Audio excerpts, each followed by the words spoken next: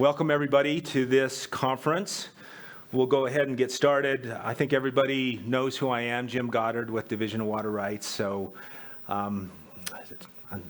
you could probably say I'm probably the reason that you're here if you need continuing education points to be able to get these. So appreciate you being here. I know it's a sacrifice. It's a beautiful day out there. You could be working, making money, but you're here, and thank you for that sacrifice for doing that. As you see on the agenda, I'm first off talking about rules and regs. I know it's quite a fascinating subject. I try to mix it in with a little bit of humor here and there, as you'll see, but I'm first off. Then we've got Lee Eschler, who's also with our office, who's going to be talking about how to navigate our website, where to find information, how to find information. Anybody who's been on our website know there's more information there that you can possibly find. But he's going to focus on what you might need as a driller or a pump installer or a consultant dealing with wells. He's going to focus on those kind of things on our website, so you might be able to navigate and find things a little bit better from him. And then Steve Price and Matt Player from Delco-Western, they're going to give a little class on pumps, particularly SCADA systems, so that will be good. And then as you notice on the agenda, unfortunately, this year, we didn't have a sponsor for lunch, so lunch will be on your own this year. I apologize for that. We do have a lot of places around where you could grab lunch if you want it, but we weren't able to provide lunch, but we do have donuts. So, I know, right? Unfortunately, no coffee or other drinks. There is water back there, but we do have donuts, so enjoy those. If you want to have a donut for lunch, you're welcome to do that too. But there are places around where you can gather those if you want to. As far as other kind of housekeeping items, the bathrooms, there are a lot of bathrooms in this building, but the closest one is just in the hall. And head down, you'll see a sign hanging from the ceiling. There's also bathrooms. If you go that way, you'll be able to find them. There is some vending machines. There's one just behind this door, but don't go there. Just go out the hallway and around. You'll see that vending machine. And then when you go out in the hallway and all the way to the very end of the building on the right, there's vending there. There's ice. If you want ice, you can be able to get that. Or go to the third floor, the only one working. Or that. Sometimes our vending machines aren't that well taken care of, so a lot of times they don't accept dollar bills or sometimes even change, but there are a few options. If by chance a fire alarm was to go off, I don't think it should, but typically we would just go out these doors right here and collect in the parking lot just to the side. With that, if you have questions about renewals or brought your renewal information, Kelly Horn is back there, and she can help you turn that information in and help you with any questions you might have on well logs or start cards, anything like that. So she'll be able to help you with that. Certificates, make sure that when you leave, you grab a certificate at the end. If you have to leave before the end of the conference, just grab a certificate, and then Kelly will mark the classes that you took to get the credits for those. So if you need a certificate for another state or another purpose, this is probably what you would need. As far as what we need for your renewal, by signing in, we have that information. We wouldn't necessarily need that certificate back, but if you need this for another state education, you can use that as well. So with that, I'll go ahead and get started. So first off, I have a question. See if anybody can get this one. So the next slide is going to be a picture. So see if you can answer this question. What's going on? It's a slide of a pumping test. So you'll be able to see they're running a pumping test on a well. And the next question is, what is the activity actually regulated? So anybody know what's going on there? So you can see the well right there. They're running the pumping test. They've got a water level meter there, all that stuff. And the guy with the box, most important part of that. What's the guy with the box doing? Anybody know? Who said that? The eclipse? There you go. Yeah. Remember a few years back when we had the nice solar eclipse?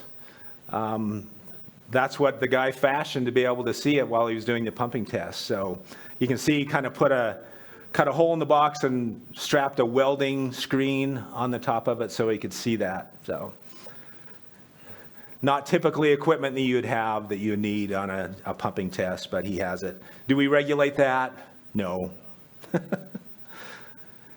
So here's a funny little clip. I'm going to show this, but just keep in mind we're not promoting or supporting this company. This is a commercial.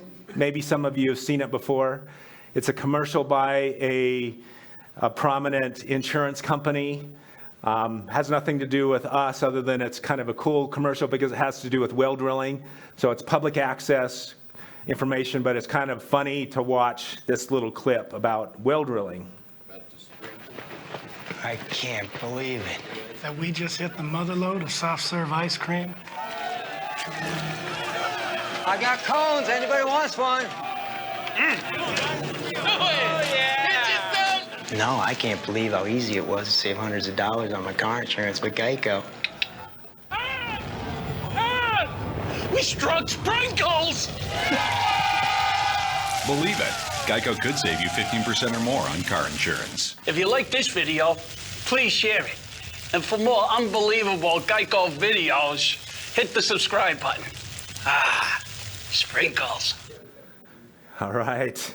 Sprinkles, right? Question is, do we regulate this kind of drilling? Soft serve ice cream drilling? No.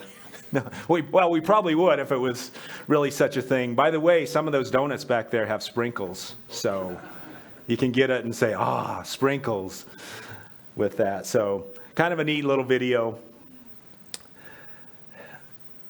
The big thing these days, you've probably noticed throughout society, is things that you can do it-yourself stuff. There's even a TV station on do-it-yourself stuff with that. But what about wells? Has anybody had the opportunity to see somebody try to do a well on their own?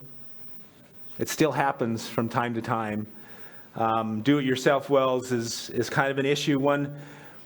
We've seen it in Utah from time to time. I just was interesting. I saw a YouTube video from a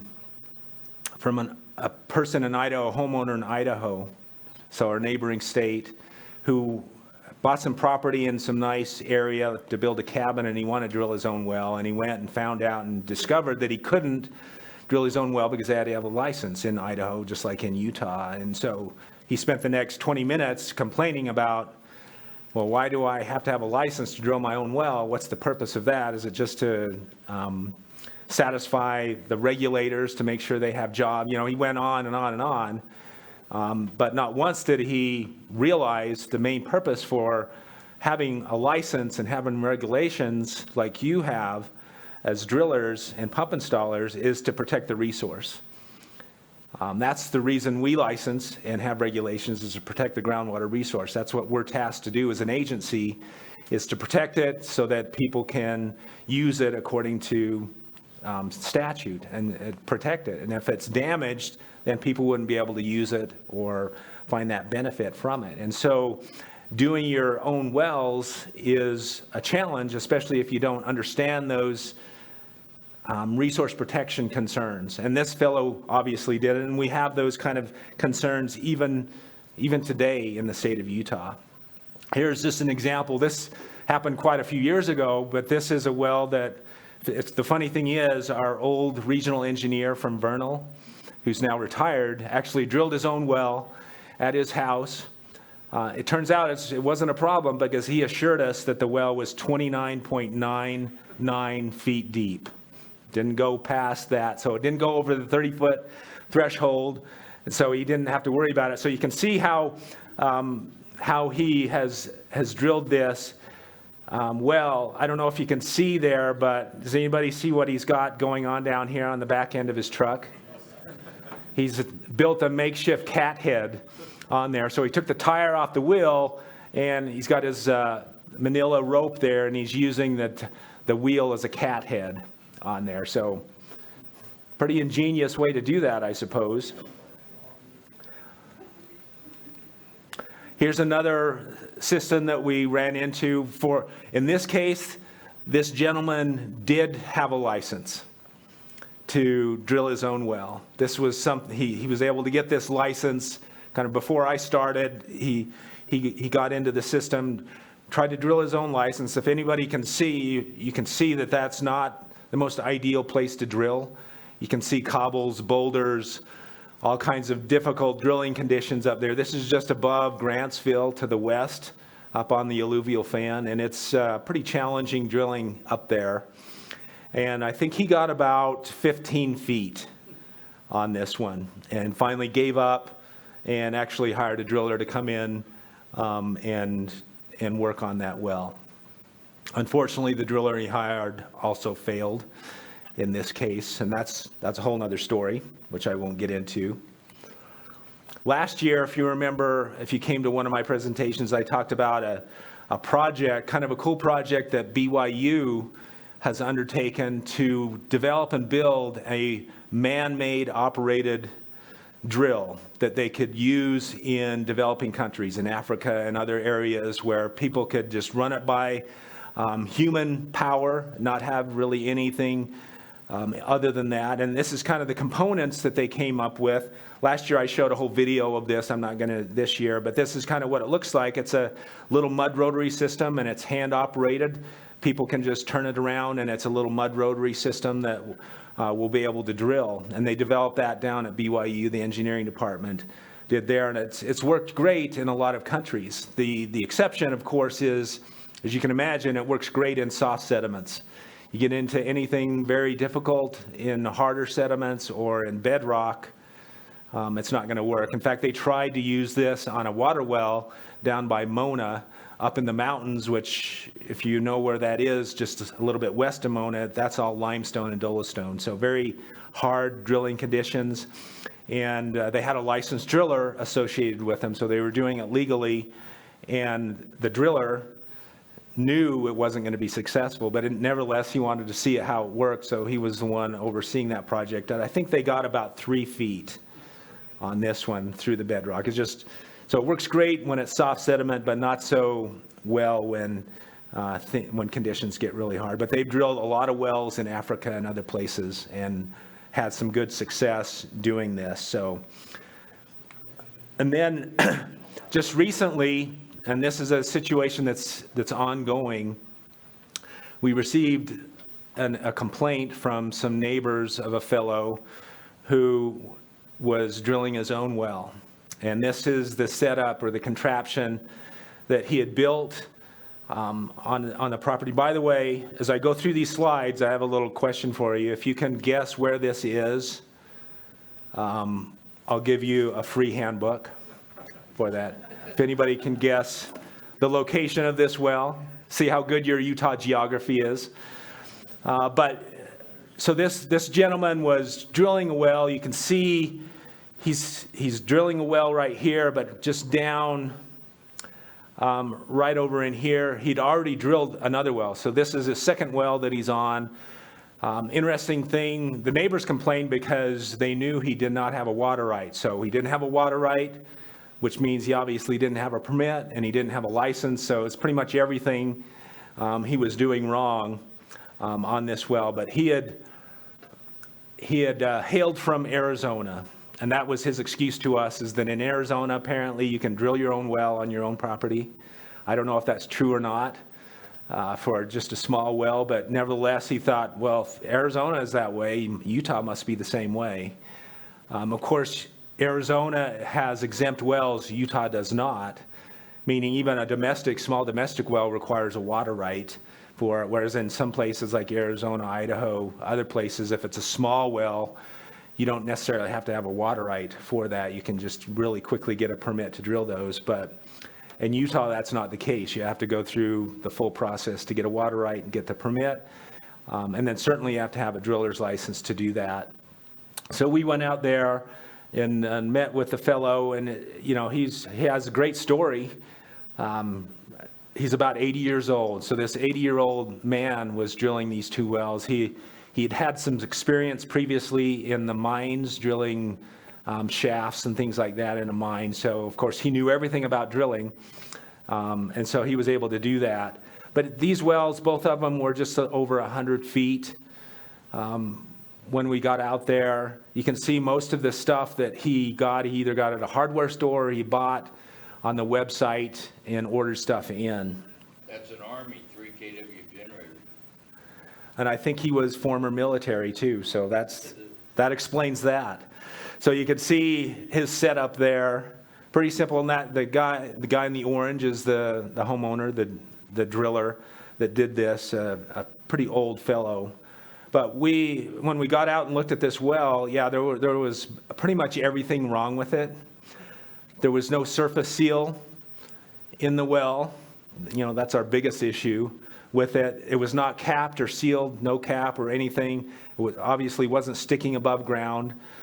He used basically sewer pipe, PVC in there, SDR26 casing is what he used in there. So pretty much everything was wrong with this well. You can see how it looks. He did have a piece of 10-inch PVC around down to about 15 feet, but it wasn't cemented. It was just in there to kind of stabilize the surface in there. But otherwise, it was wide open. You can see some of his equipment that he had set up, the SDR26 casing that he put in there. And then the first well, the one that I pointed out, the first well he'd already completed, even had a pump in there. You can see the frost-free spigot there that he put in there. So the well is just below that spigot. And you're saying, well, where's the well? How do you get to it? And that's the other amazing thing about this is he had excavated down about 20 feet around this well and built a vault. He basically framed it in with railroad ties so that he could get down there. So you can see this culvert. The culvert right there is that's his access point to get down into the well. So when you get down in there, yeah, the well's sticking up out of the floor of this vault. There was no cap on it. The wires and everything, the discharge pipe came right out of it, but otherwise not capped at all down there. So yeah, that was kind of a scary situation. You can see the access there. So in order to get into it, you had to have a ladder or something. You couldn't crawl down in there. So you can't see the well there, but you can see off, as it goes off in there, the well is located on the ground inside that vault. So yeah, that's, a big problem with this one we had. So anyway, we stopped it. He has the option, he has the option of trying to get water rights in there and then using a licensed driller to either basically re-drill those holes or completely abandon and start over. We're still negotiating what that's going to be. In fact, he may not even end up pursuing this because it turns out we weren't the only ones he neglected. He also didn't get a building permit for the buildings that he was building on there. And so he's in all kinds of hurt. So he may just walk away from it, abandon the whole project with that. So interesting thing. So did anybody get where it was? Anybody have a guess of where that was? Nope. South, isn't it? South of here, yes. Myers County. I would say West Jesus. So it's at a place that sounds a lot like what we're talking about today. Wales. Wales, not Wells, but Wales, down in Sanpete County. So, okay, I guess we'll keep all of our handbooks, sorry.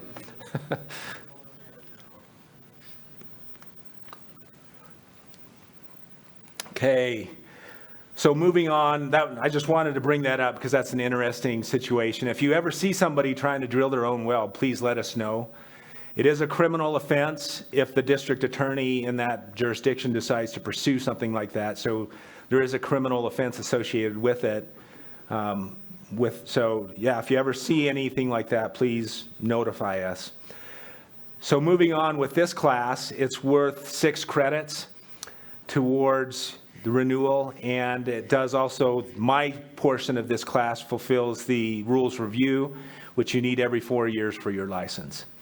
A couple other things I just wanted to mention. A lot of drillers now are actually using online classes to get their continuing education, and I just listed some of those options that we are aware of. And they're abbreviated. ISWD is the International School of Well Drilling. They offer some online courses you could get education with that. Gould's Pumps has just recently come up with about a 4-hour class. You could get 4 credits for that. And the National Driller Association has some online classes that you can do. All-Star Reporting, that's one that I think most of our people, if they're using it, have used that one. It's a little bit cheaper, maybe simpler to go through that process. And the National Groundwater Association also provides some online workshops and things like that that you could get credit for. So there are quite a few options there. If anybody wants the links or the list for those, it's on our website, but we also have a few of those lists of continuing education that Kelly has back there. So if you want those links, she can get those too. One thing that I do want to warn against is sometimes, when we first came up with the continuing education, one of the policies is you can't do the same thing every renewal cycle. So that's one warning I would give, is you can't do all-stars training, which would be the same exact thing every time. You have to be able to mix that up and not do it every single, because, for example, all-star has exactly 12 credits that you can get for that. But if you do it the next cycle, you're doing the exact same class. They don't change that or modify it, so just be aware of that.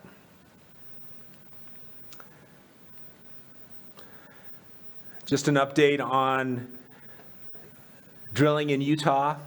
Right now we have about 147 licensed drillers, 126 pump installers, and 245 registered operators on file. So that's on our active list right now. As far as the drilling activity last year in 2018, because it's complete now, we had about 532 non-production wells last year, and those are like monitoring wells, cathodic protection, heat pump wells, things of that nature where they're not actually producing water. That's considerably down from years past. Usually we have well over 1,000 of those, most of which are heat pump wells. Usually when you get the big projects for schools, big public buildings, each one of those projects, you're putting in 100 to 300 wells. And we just didn't see as many of those big projects last year. It's picking up again already. I'm not sure why it was off last year, but it was. Production wells, about 475. And you can see most of those are just smaller domestic irrigation stock wells that were drilled. This graph shows a bit of a distribution over the past years from about 2002 on. And you can see, as far as the red, since 2008, when the economy kind of crashed, the production wells have slowly started to rise. So at least it's not going down. And so that's a good thing. It hasn't reached the levels that we had pre-2008 yet, but hopefully it'll get there soon with production wells. And you can see the non-production wells, most years were over 1,000, but last year we were down considerably. I think this year already we're over last year's total amount. So that should look a little bit better. As a reminder, the end of this month is our renewal expiration period. So if you haven't already started that process of getting your renewals in, if your last name starts with A through L, then be working on that. Again, Kelly's here if you need to turn anything in today for her on that. Most of the other information there I think you already know, so I won't harp on that anymore. To provide just a little bit of an update of what's going on within our division and some changes that may be happening within our division or the department and things like that. First off, retirements. I'm sad to let everybody know that Kelly is retiring at the end of the year. So we'll be losing Kelly Horn, and unfortunately, unless you guys are really good at convincing her that she needs to stay. longer, but she'll be retiring, so that'll leave a void, unfortunately, in the well drilling program for a period. I'm sure we'll get a good person in to help out with that, but nevertheless, I know everybody has a good relationship with Kelly and works well with her, so it'll be hard to see her go. And we may be having some other prominent retirements within the divisions of some of our management people who have been around for 30 plus years. So we may see that as well, either towards the end of this year or into next year. One of the priorities, and maybe some of you have seen this, one of the priorities of the division is, unfortunately, well drilling is not the highest priority in the Division of Water Rights. For me, it is. But from the division standpoint, our adjudication program has really taken off, mainly because the legislature and the governor has said, you will do this, and you will adjudicate everywhere, the whole state. Obviously, that's going to take a lot of time, so the adjudication process is kind of a small little chunk at a time that's going in. Basically, adjudication is to go into an area and do an inventory of all of the water rights in that area and make sure that they are still there, that the well is still there, the diversion, whatever, that the people are still using it, make that inventory, and then basically make a document that a judge signs off on saying, yes, these are the water rights in this area. So that's the adjudication going on, and it's happening all over the state. There's a lot in Salt Lake Valley that's going on. Down in Grand County, they're doing some adjudication in Spanish Valley down there, and Uinta Basin, bits and pieces all over the state are doing those. So what does that have to do with you as drillers and pump installers? Well, it turns out actually it's a lot. A lot of drillers have found that there's a lot of work coming because we're going into areas to adjudicate, because suddenly now people want to prove that they have a well and that it works. And so there's a lot of calls for drillers and pump installers to come in and make sure the pump's working, to rehab the well to make sure it's working, to replace wells, just so that they can show that they're using their water right and their well, whatever the case. So there's been a lot of work associated with adjudication. Maybe some of you have been involved in that. So that's going to continue on and will continue to be a priority with our division. We've also, since we changed our well drilling rules last year, we also changed our geothermal rules, which are separate from these geothermal requirements. Basically, we have a set of rules for any water, geothermal water, that's over 120 degrees C or 248 degrees Fahrenheit. Basically, what that equates to, or what that means, is this is water that is geothermal fluids that are used to generate electricity. So it's not like heat pump wells. It's not even the water that's hot enough to heat a greenhouse or a building or anything like that. It's primarily, those rules are for geothermal power production. And we revised those. We do have, that is going on in the state. There is exploration, and there are 3 active geothermal power plants in the state of Utah. They're all down in southern Utah by Milford and Cove Fort, but they're all down there and operating, and there's additional exploration in other areas to continue on that. So we do, as a division, we regulate that. It's a different set of rules than our well drilling rules, but the interesting thing about that is, in order to drill a geothermal well, under that criteria, you have to have a water well driller's license still. So even the geothermal drillers have to have a water well driller's license, and they have to follow these rules, because in most cases they're drilling through aquifers to be able to get to the geothermal resources and needing to protect those. Just wanted to say a few words about Forge. Speaking of geothermal, Forge is a big geothermal project. Basically, Forge is an acronym that I think stands for the Frontier Observatory for Research of Geothermal Energy. I don't think that's exactly it, but it's roughly that. It's a huge, maybe some of you have seen it in the news. It's a huge geothermal research project funded by the Department of Energy, And it's happening in this state. The Department of Energy looked at many states to find out which one was the best state that had the best situation, and they finally last year selected Utah to be that area. There was a lot of work up to that point from a lot of other states to be able to get funding for this, but this is a project. It's over $150 million project down by Milford, close to the Blundell power plant, very close to the Blundell power plant, just north of Milford, where they're going to go in and study an area that's unique because there are very hot rocks, granite type rocks that are down there, but there's no water. So all of our power plants right now for geothermal, in order to be able to produce electricity, it has to have very hot rocks, but you also have to have permeability for water to be able to get into those rocks and then be able to remove it. In this area, what DOE wanted was an area where there was very hot rocks, but no water, no permeability.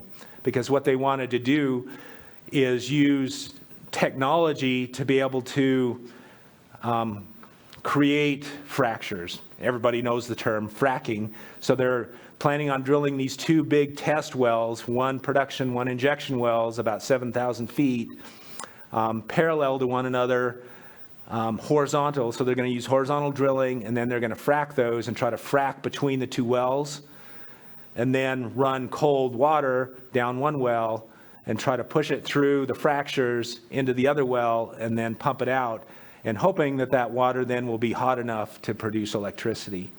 Whether it's flashes with steam or whether they have to run a binary system where it doesn't have to be quite as hot, that remains to be seen, but that's the big project. So they've been doing all kinds of drilling out there.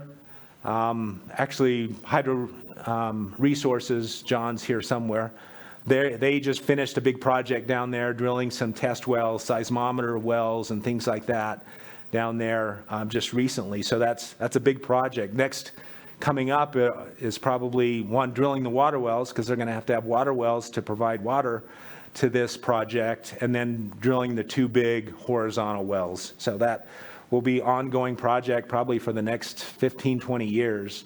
Big, huge research project. So kind of a cool thing with that.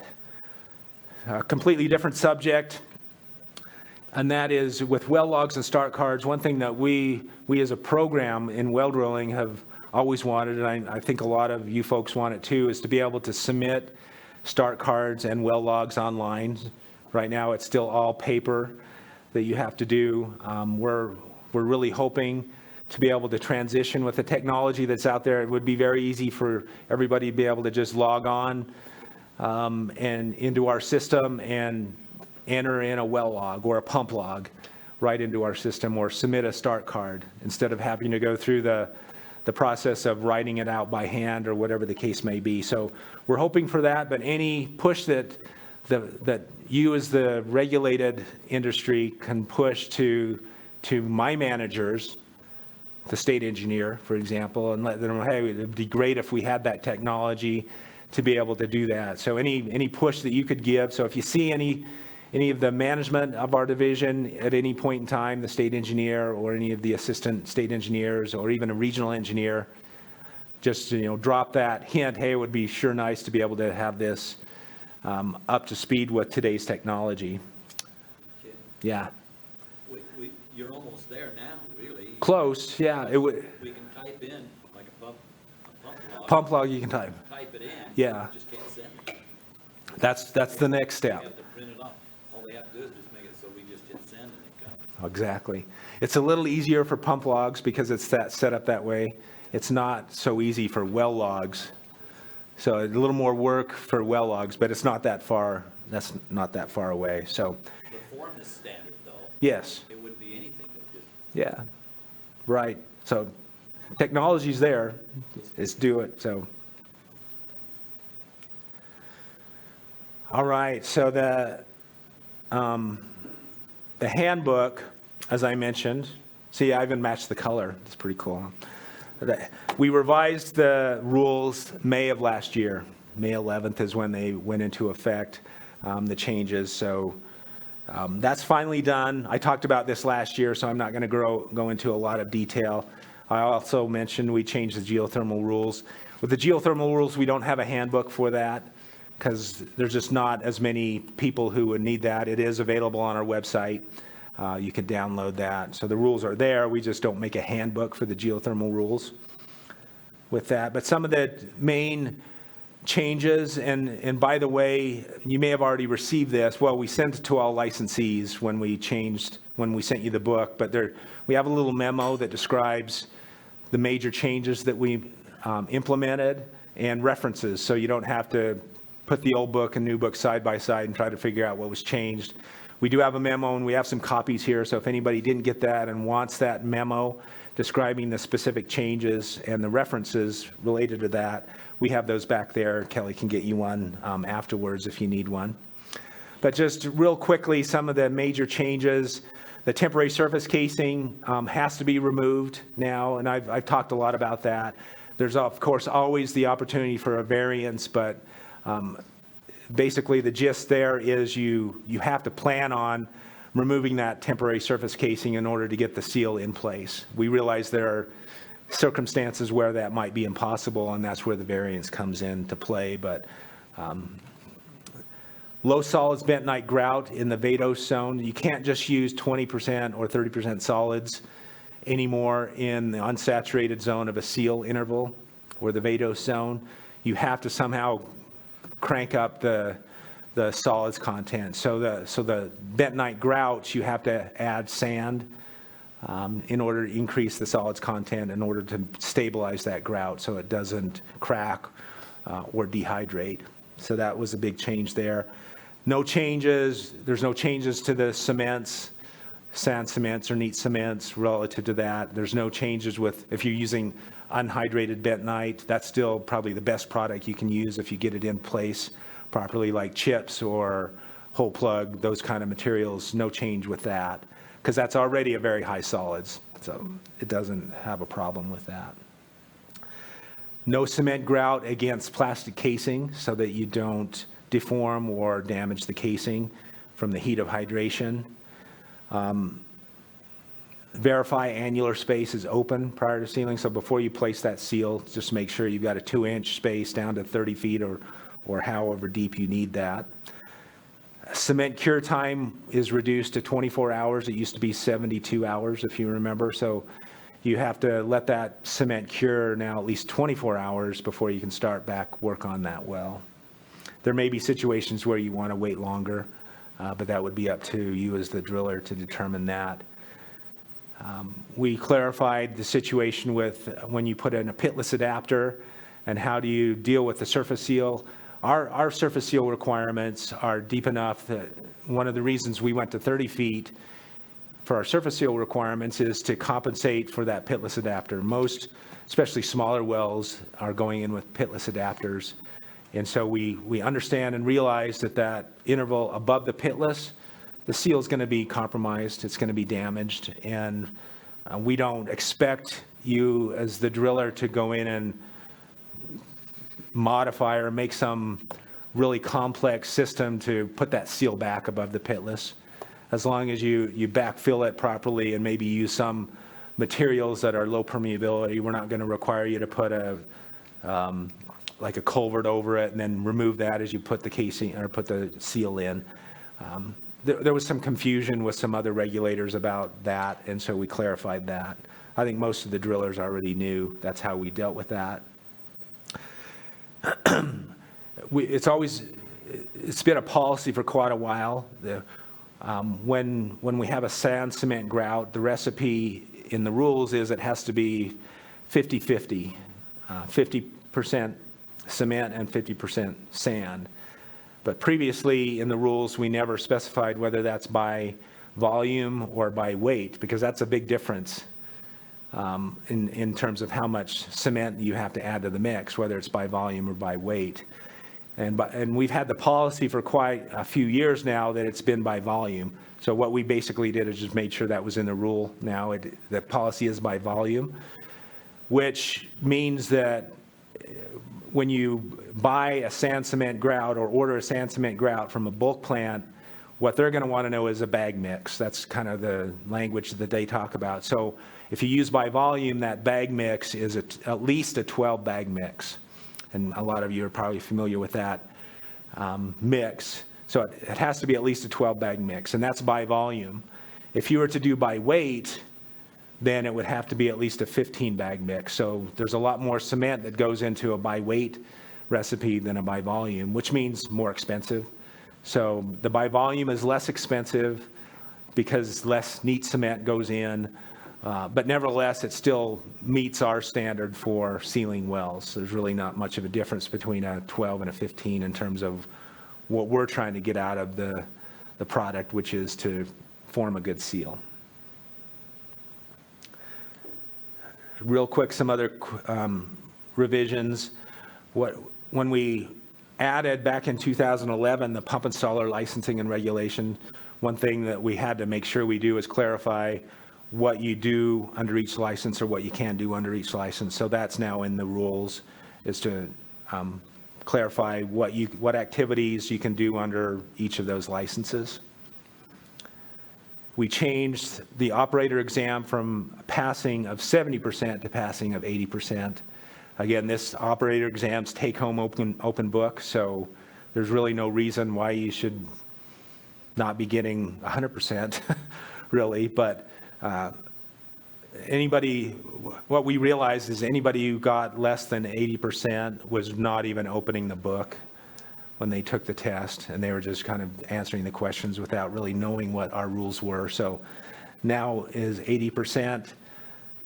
Some clarifications on the start cards, when to send it in, and the fact that there may be some special conditions. So if you get a start card that has special conditions or drilling conditions stamped on it, that means specific to that water right, there was an approval and a condition on that approval that said you will drill at this depth and you will screen at this interval and not above this interval. That stuff like that would be on a special condition well on a very specific case. So if you see that, just be aware to find out. Usually you can either call us, call the regional office. The owners should have that information on their approval of what that condition was.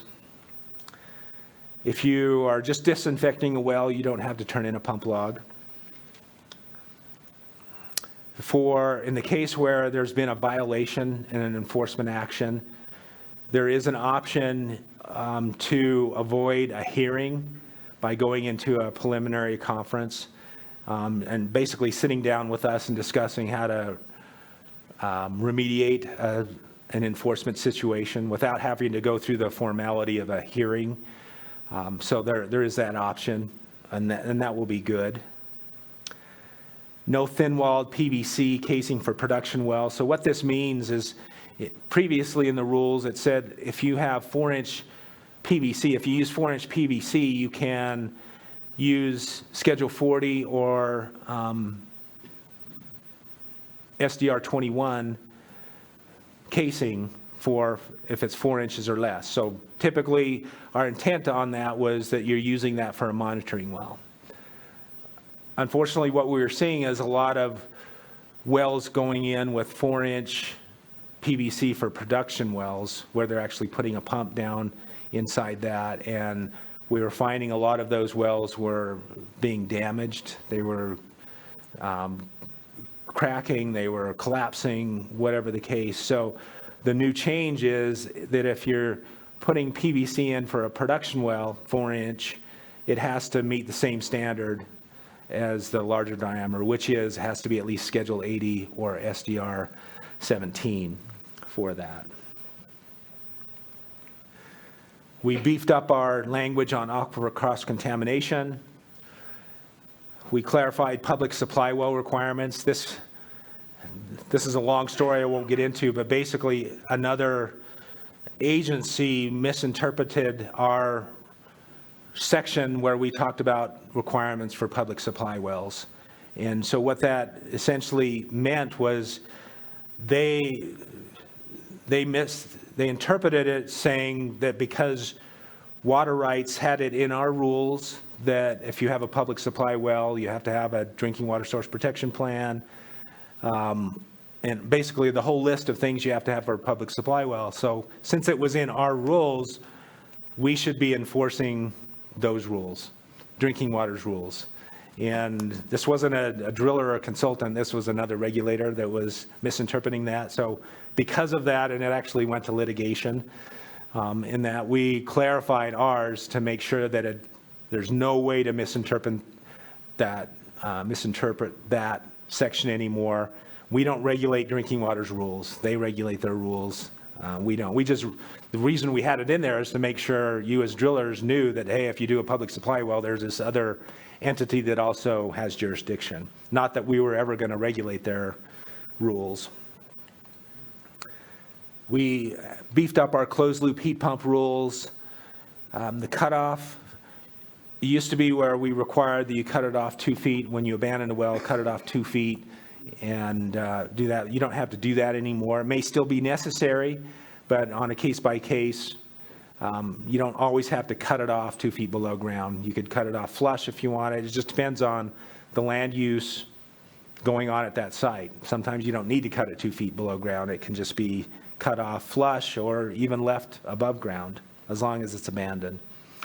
Abandoning gravel pack wells, and this is the case, we've always had a requirement well where if the well is gravel packed, then you have to pressure grout out to make sure that that gravel pack is sealed. But in this change, that if the gravel comes all the way up into the blank casing considerably, then you'd have to perforate that blank casing to get the grout out into that gravel pack that's not already perforated or screened. So those are the major rule changes. Now let's get into some of the things that we're seeing either administratively or in the field construction, just so you're aware of some of the concerns that we have with things. First off, talking about some log issues that we have. And this has to do with technology, which is always good, but we have some drillers that they'll sign the start card, take a picture of it with their smartphone, and then email that picture to us, which is great. There's no problem with that, but what we've been finding is some of those pictures are illegible. You just can't see it for whatever reason. But one thing that Kelly has suggested maybe is if you have a smartphone and you're doing that, just download one of the common scanning apps. They have those. It basically scans it like a PDF would be scanned. So instead of taking a picture, download a scanning app. And if you have a question about maybe what those are called, talk to Kelly afterwards, and she can give you some suggestions on what those apps are, where you can download them. But that would be a little bit easier so that we can read the information that you put on those.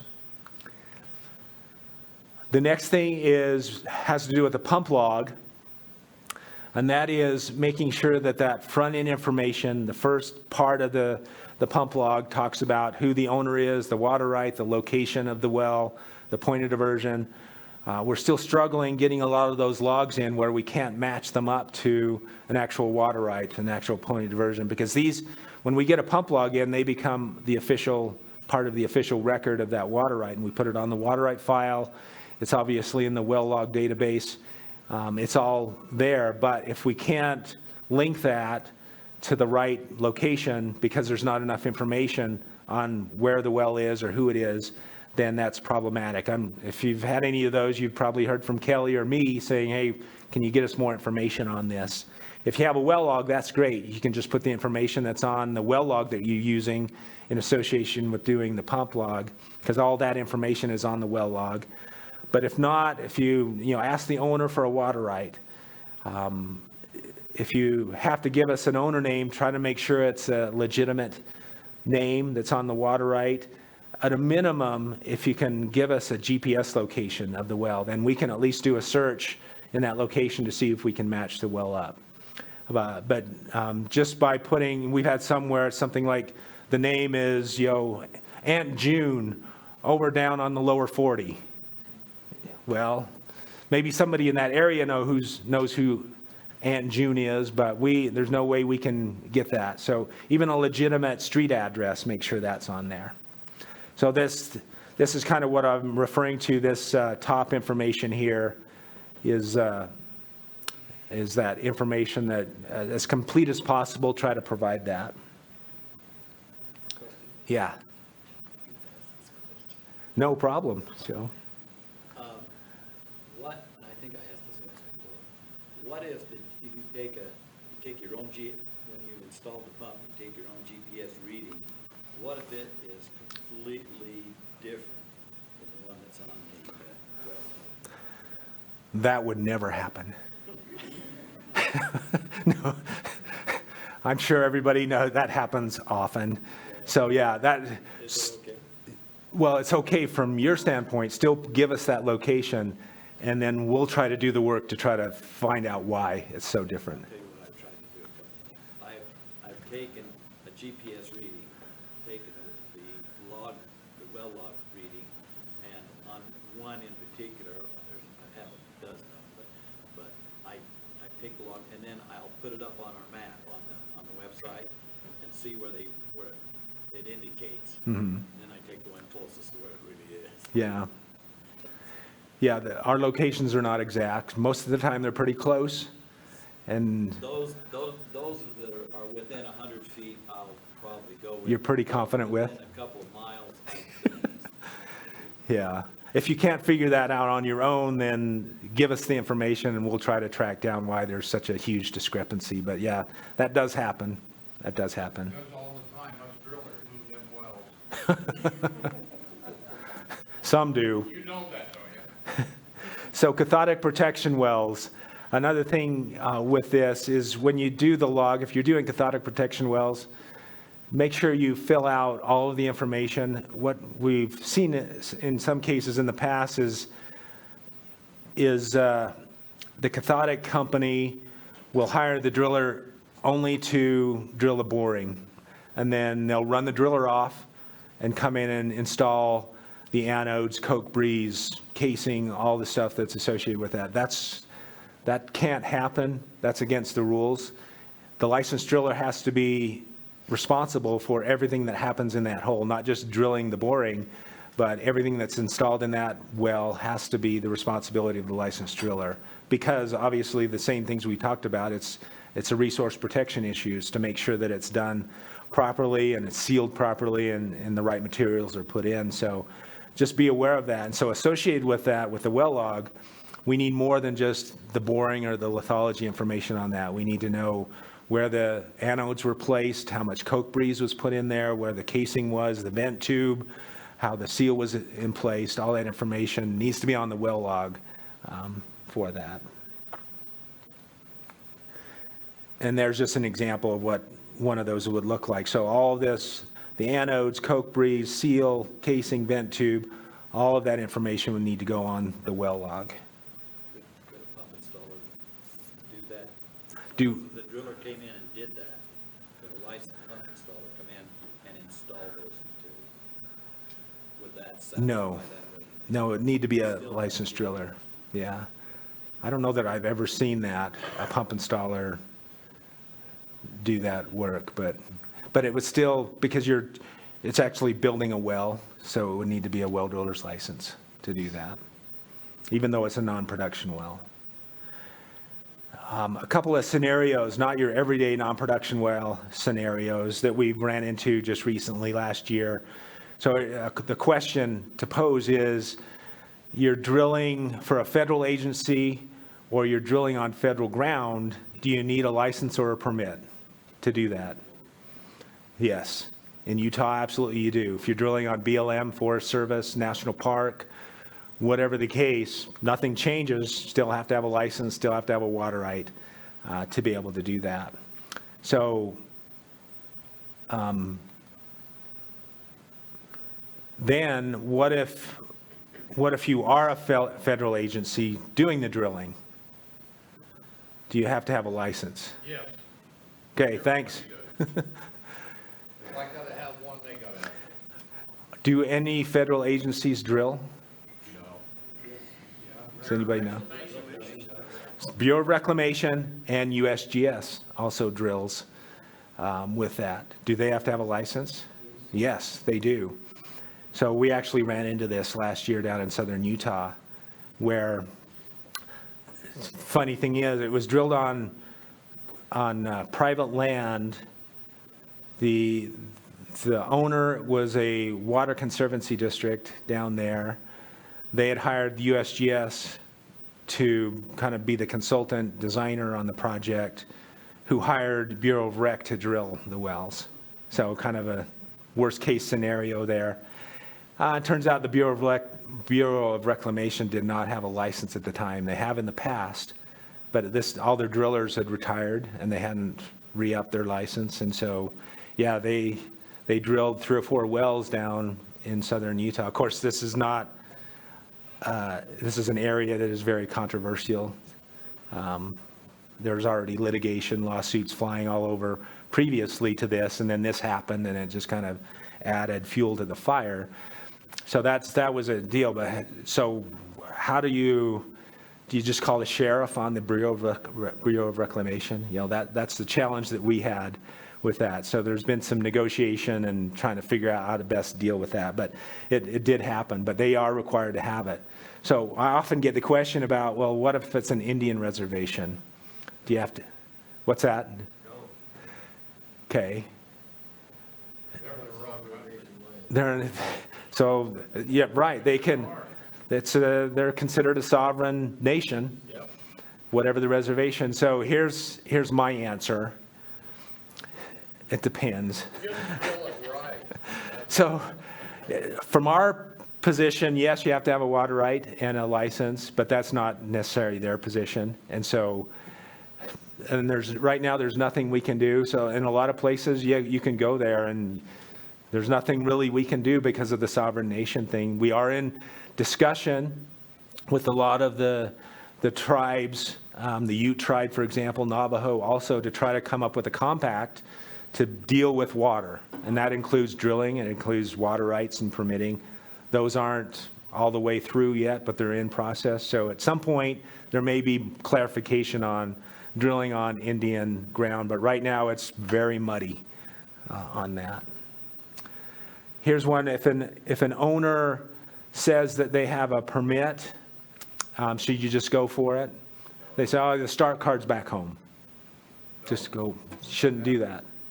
And we had that happen. The driller took the owner's word that the permit was all in place and went and completely drilled the well in a few days, had it all done, and then realized that there was never a permit for the well. So just be careful. That is a violation with that. Know where in the world you are. As most of you know, when you're drilling a well, the rule is that you have to make sure you're drilling in the right location. You have to check the location that's on the start card to make sure you're at the right place. So most of you are doing that. The easiest way is a GPS. You can use maps, whatever the case, but there is that rule in place where you need to check that. Well, we had a situation just recently where a driller received a contract from an HVAC contractor to do multiple projects of heat pump projects, both residential and commercial. And so he got this job, and the HVAC contractor gave the driller the start card for this first project and said, go up the top of Tollgate Canyon. If anybody knows where that is, that's up in the Park City area, really high, ritzy cabin area up in the mountains above Park City to the north, and drill these wells. So they get up there, start going to town, and of course we start hearing complaints from the homeowners association from Summit County, because they're saying, hey, why are they drilling up there? There's no permits, there's no, they're drilling all these water wells in order to fill their swimming pools, a lot of misinformation, but nevertheless there was no permits up there. Well, it turns out the driller took the start card but never checked the location. So the start card that he was given was for wells down in Midway, Utah, over 20 miles away in a different county, and he was drilling those. So yeah, that turned out the driller got a violation. We resolved the issue. We calmed the HOA people down when they realized it was non-production wells with that. But nevertheless, just be careful with that when you always make sure you're drilling at the right location. So the ultimate responsibility of drilling a well falls to who? The licensee, right? Not your operators, not anybody else. If your operator screws up, it comes upon you as a licensee to do that. So just remember, the gist of that rule is the licensed driller is ultimately responsible for whatever happens at a site. And we had this situation just recently where a driller went in downtown Salt Lake and drilled about 20 or so monitoring wells to monitor a solvent plume down in that area. We didn't know anything about it. We heard about it. Somebody came in and said, what are all these wells going in down in Salt Lake? There was no start card that was submitted for it. There was a permit that was obtained by the project owner, but the driller never submitted a start card. It turns out this is an out-of-state driller licensed in Utah. The licensee resides in Washington. They have another office in Oregon, which is the office that was doing the work down here. They just came down and did it and forgot to notify the licensed driller that they were doing it. So when we called the licensed driller after we found out who it was, he had no idea what was going on there. And so that's a problem. Just so make sure, bottom line there is make sure you know what your operators are doing, because it ultimately falls back on you.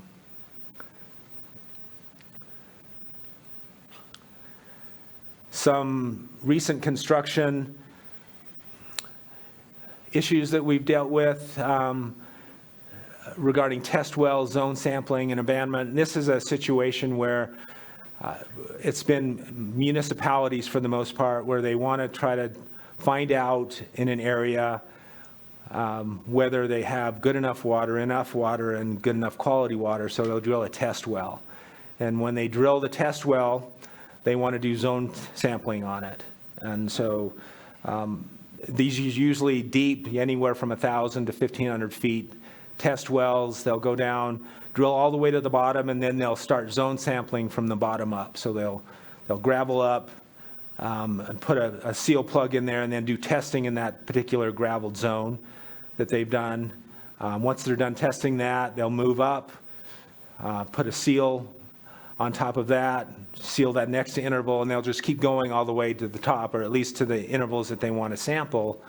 And in order to find out whether there's enough water or whether there's enough good quality water. And so if they find that, yeah, it's going to make a good well, then they'll ream it out, build a well, no problem with that. But what if they find there's not enough water or it's bad water?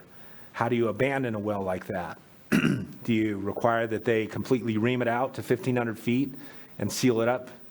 Or are the seals, the interval seals that they put in, sufficient enough to seal off any cross-contamination that may happen in that well? As you realize, that's a considerable cost difference between leaving it that way and sealing it, or reaming it out and sealing it all the way to the top. So we looked at this pretty close and realized that, we need to follow the spirit of the rule here.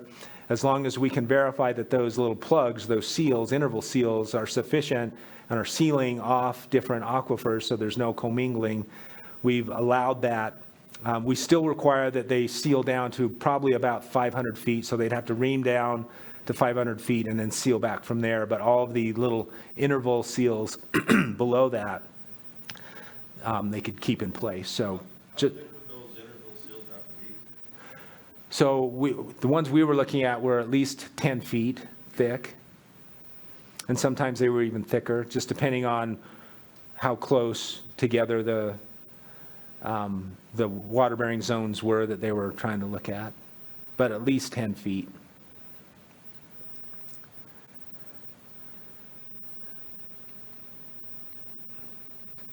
Okay, not neat enough. So here's a situation where we had, looking at the rule, our neat cement requirement is the cement has to be at least 15 pounds per gallon when you place it in, using a mud balance to measure that in the field.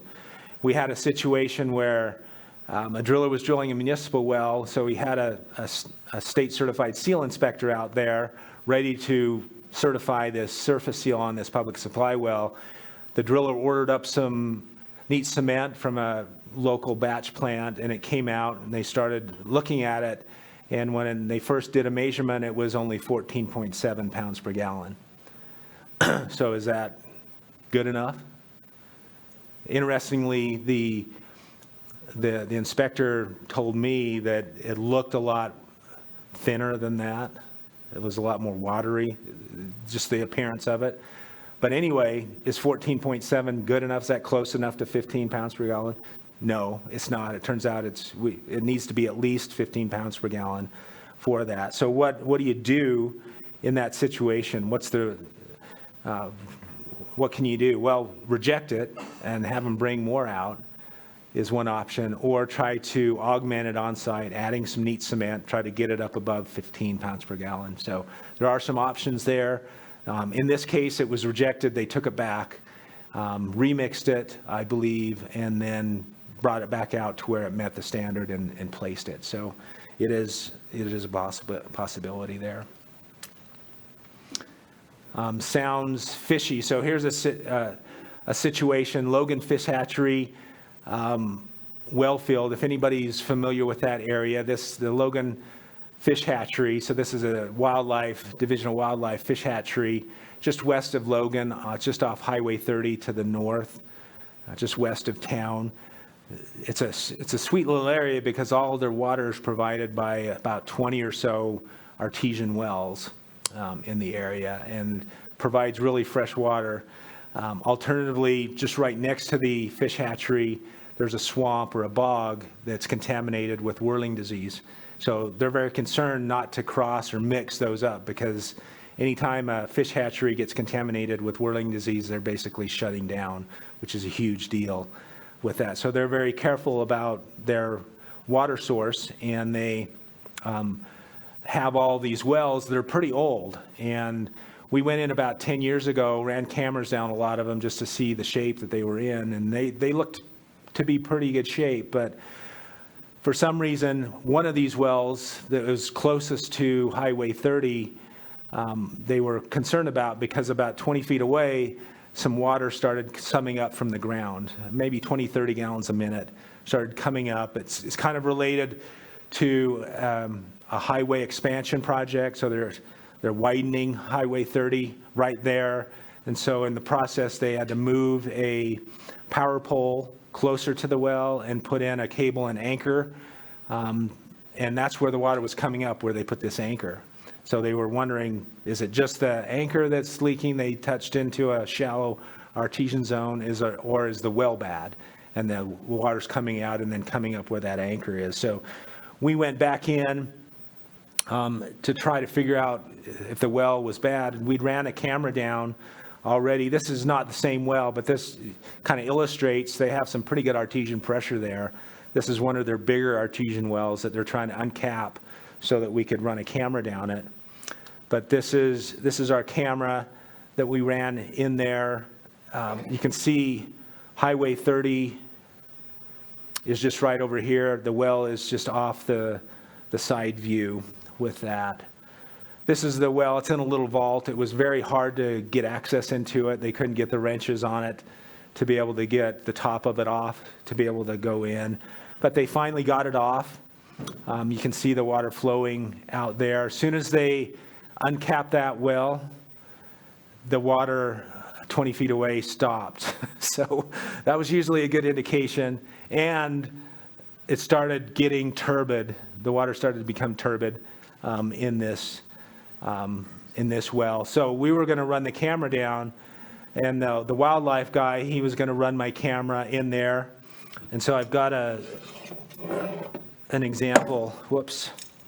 This is our camera that we run down there. See, nice side view and down view camera. So he was holding it down above that well, and he was going to put it in to see if it would fit in there. And there was so much turbulence right at that zone, right where the elbow was. It was just shaking this thing, rattled it, broke the glass, really caused a problem with that. So I blame it all on wildlife. They're the ones who did it. They actually offered to pay for a new camera, so that was good of them. You didn't buy one. It's matter, we all paid for it with our tax dollars. Actually not. Yeah, we did. Anything the state buys comes from tax dollars. In this case, it came from fines from drillers who had violations, so not yours. Oh, you found a way to screw us again. Okay, so, but what did we end up finding? So let me just show you. This is the view of going right down at the top. You can see right there is where it elbows and then goes off. There's a little turbulence down there, isn't there? So, but we ended up getting down there. You can see how it's normally crystal clear, but 120 feet. But right down about 22, 23 feet, what we found is a golf ball size hole right in the casing. 10 years ago when we went down, there was nothing that we saw. So what had happened is this well had corroded from the outside in. And then when it finally penetrated through, when the well was under pressure, capped, a lot of the water was going out in the formation and then subbing up. So it's being abandoned. And so that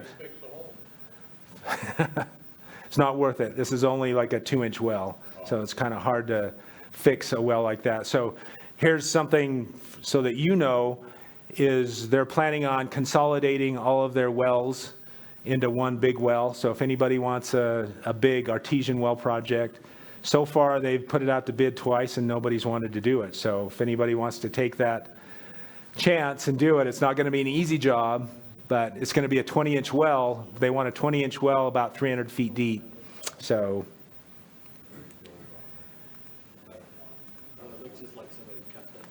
yeah, like a perfect hole. So real quick, I just have a minute or two. Dewatering wells, we consider as non-production wells. You have to get a non-production well approval for those. We don't consider them as production wells.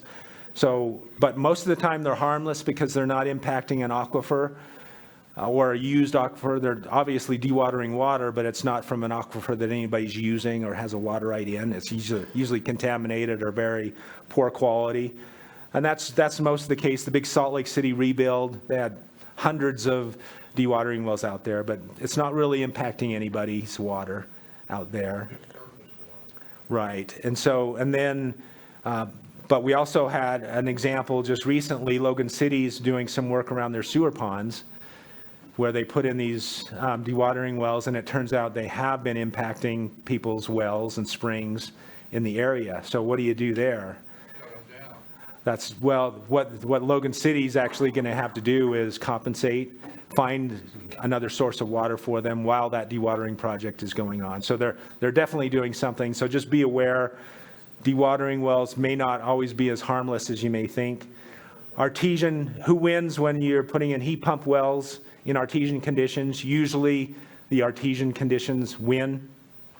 Here's 3 situations where they tried drilling these wells in artesian conditions and they just weren't able to. The project either failed or went away, whatever the case. So just be careful. Those heat pump wells don't always work in artesian conditions. Just the last one to talk about what I call pitiful adapters. We do see some pretty bad pitless adapter situations going in from time to time.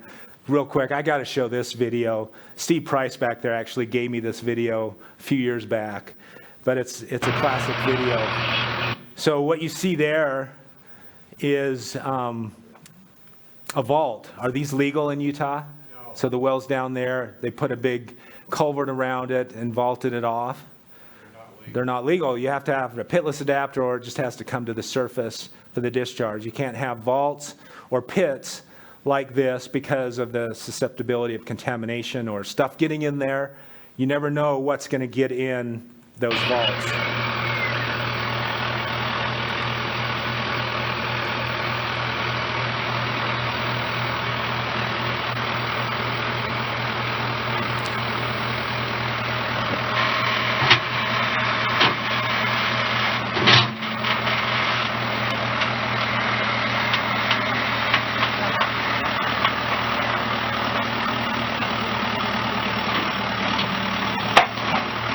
So, yeah, you don't want that in your well vault. So that's a classic one. But here's some examples of some really bad pitless installations. A homeowner did this one, for example. A driller actually did this. He couldn't get, it's an artesian well, he couldn't get it stopped leak outside of it, so he went to the Home Depot and bought some caulk and thought that the caulk would stop the artesian flow, which didn't happen. Here's one, pretty bad cutting torch skills on this one. There's about a dime-sized hole right there at the edge of the pitless connection, so kind of defeats the purpose of that. Here there is a hole, a pitless down here. You can't see it, but here's a close-up of that. So not very sanitary, as you can see. So these are why we have, some of the reasons why we have rules. Here's another example of a monitoring well just sitting down there. And here's a fairly recent one. They didn't even bother going down a few feet. This was right at the surface. They just elbowed right at the surface and cut a hole in the casing right there. So yeah, just don't be affiliated with pitiful adapters. Make sure you do those right and install them to satisfy the purpose of the pitless adapter, which is to make that sanitary connection between the casings. So with that, I'll conclude. If you have questions, I'm here all day, obviously, so I'll be able to answer those questions all day when you have them. But let's go ahead and take a break for 10 minutes, and then we'll get started right back up at top of the hour. Thank you. Okay, our next presenter is Lee Eschler. He's also with the Division of Water Rights with me. He's over our GIS, Geographic Information Systems, and mapping and all things websites and GIS and maps. And so he's the expert on that. And he's going to give us a little refresher or teaching on how to navigate through our website, specifically as it pertains to wells and finding well-related information. So he's going to do that, and should be very valuable information. So I'll turn the time over to him.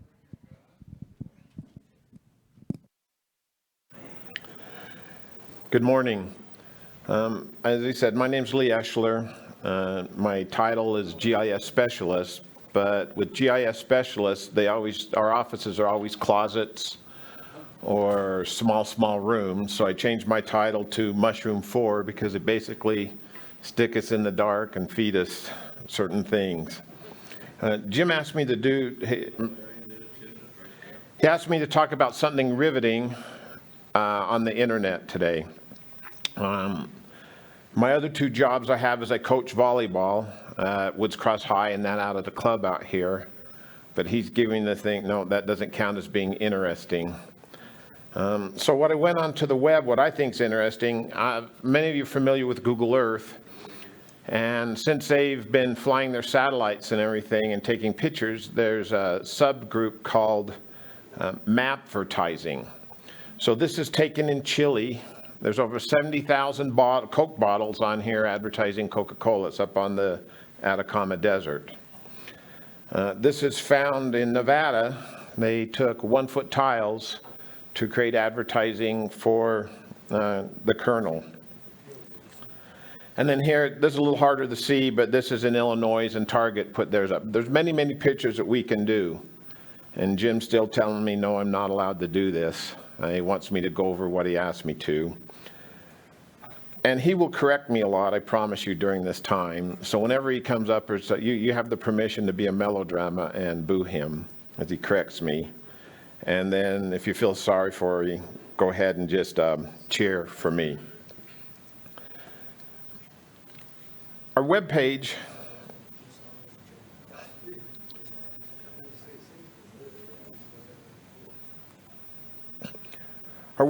is here. It's the URL is called waterrights.utah.gov. And there are many standard things that are around the web that are on this page that'll help you.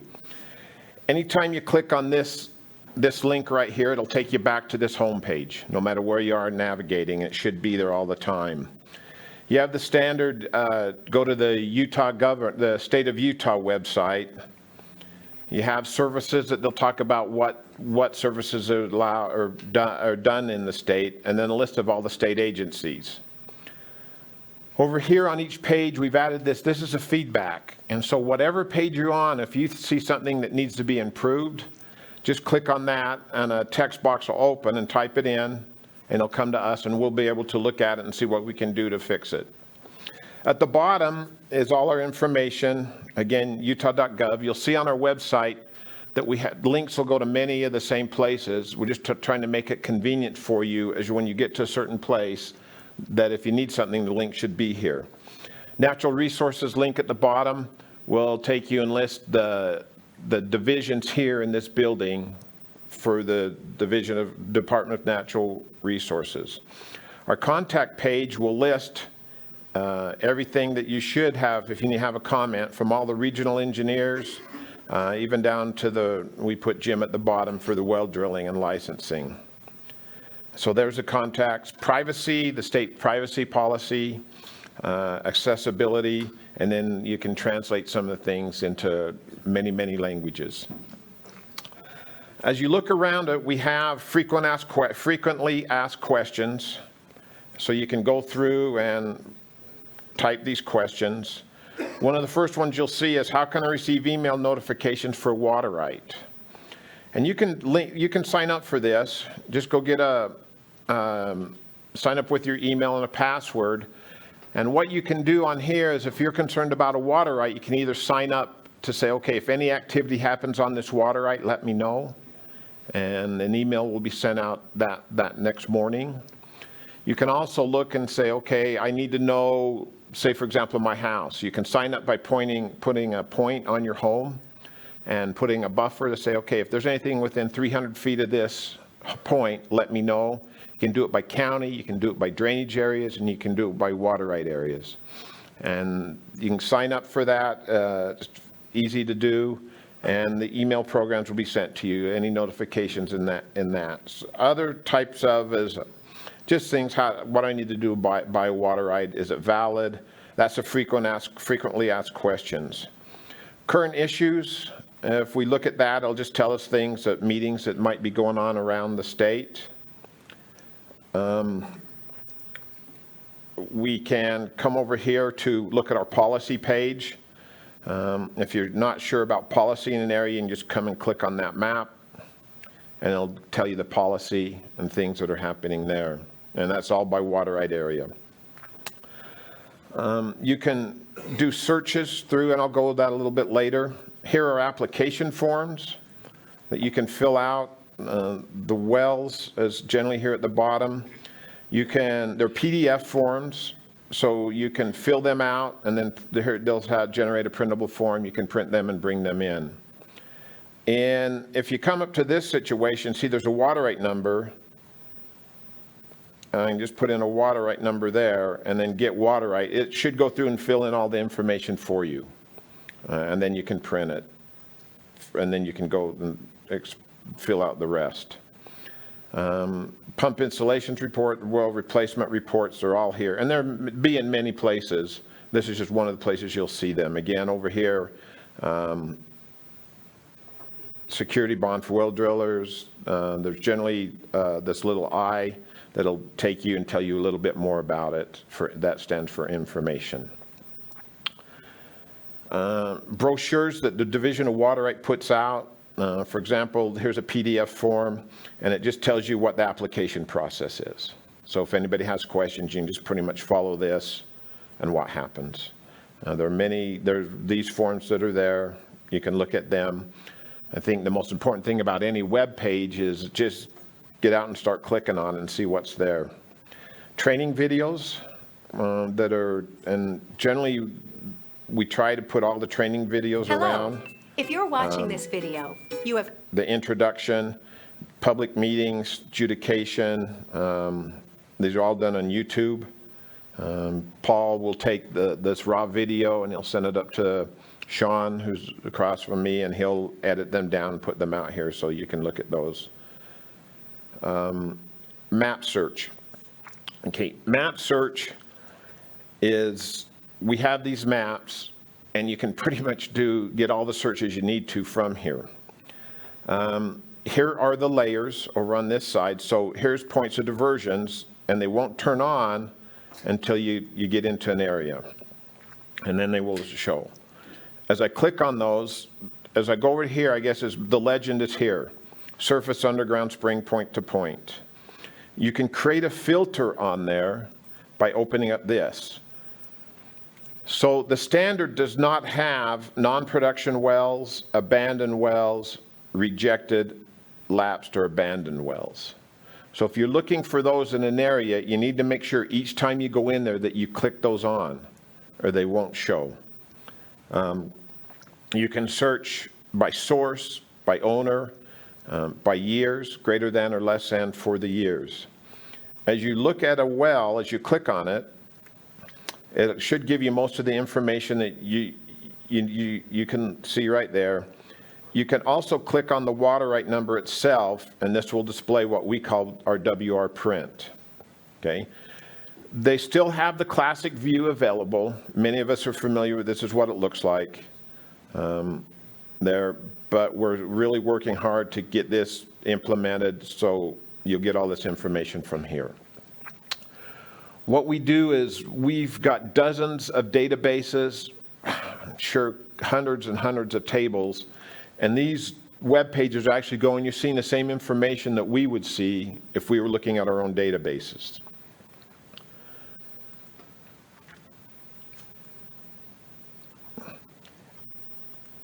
So there's the point to points. I can also, as I look at the layers, expand and contract here, I can look at well logs. Okay, and the well logs will just, the two things we have is the well log itself and the geologic log, if it's available for the green. And it's the same thing.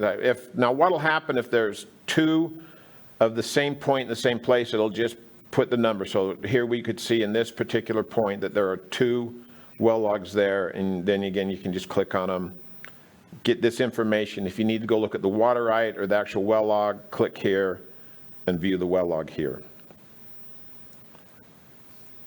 And again, with these, this will take me back to the home page. You can see I get the hand. Same with the well log. This will take me back to the home page if I need to get there, and that should be on every page. You say that was map search? Map search, you said that was? Where you find the wells? Oh, it's just on here. Yeah, it's just our JavaScript. We call it JavaScript API. But if you go from here, you can get again this map search. Yes, sir. You can also get to then. I'll jump ahead. If you go to data, GIS maps, water right maps, we try to keep a list here of these interfaces. And then these would be static maps, things that aren't changing. But once you get to a map in this situation, let me just go ahead and jump ahead to here. You can do a show more layers, and you can add this to your map. And so this will come up and show many different layers that we have that you can add to it. Some of my favorites are these historical imagery. These are generally from different government agencies. You just click on them and say, okay. Now, as I zoom into an area, how these work,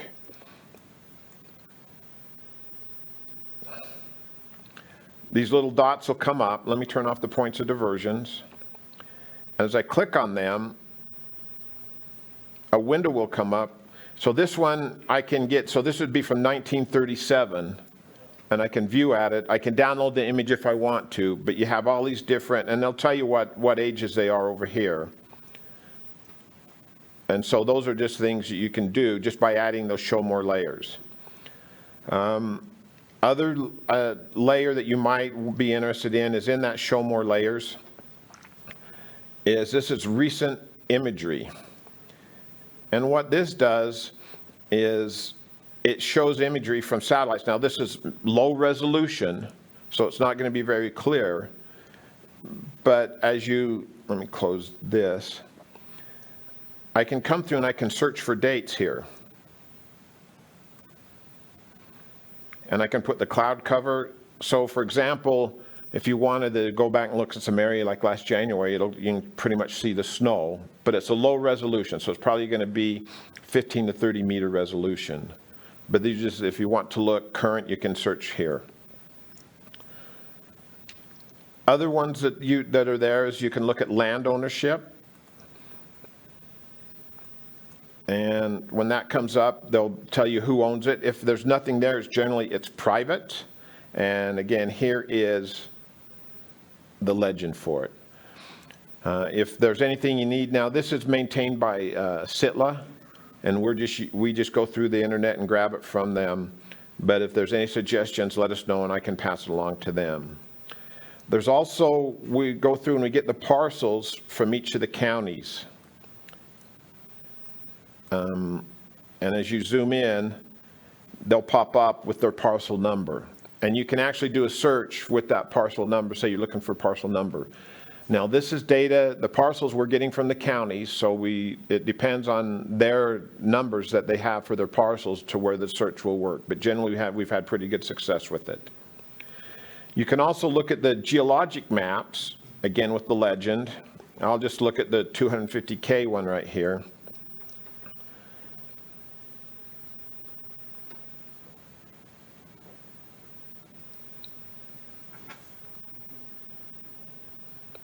So this would be the 1 to 250K map, so you can show it with the legends.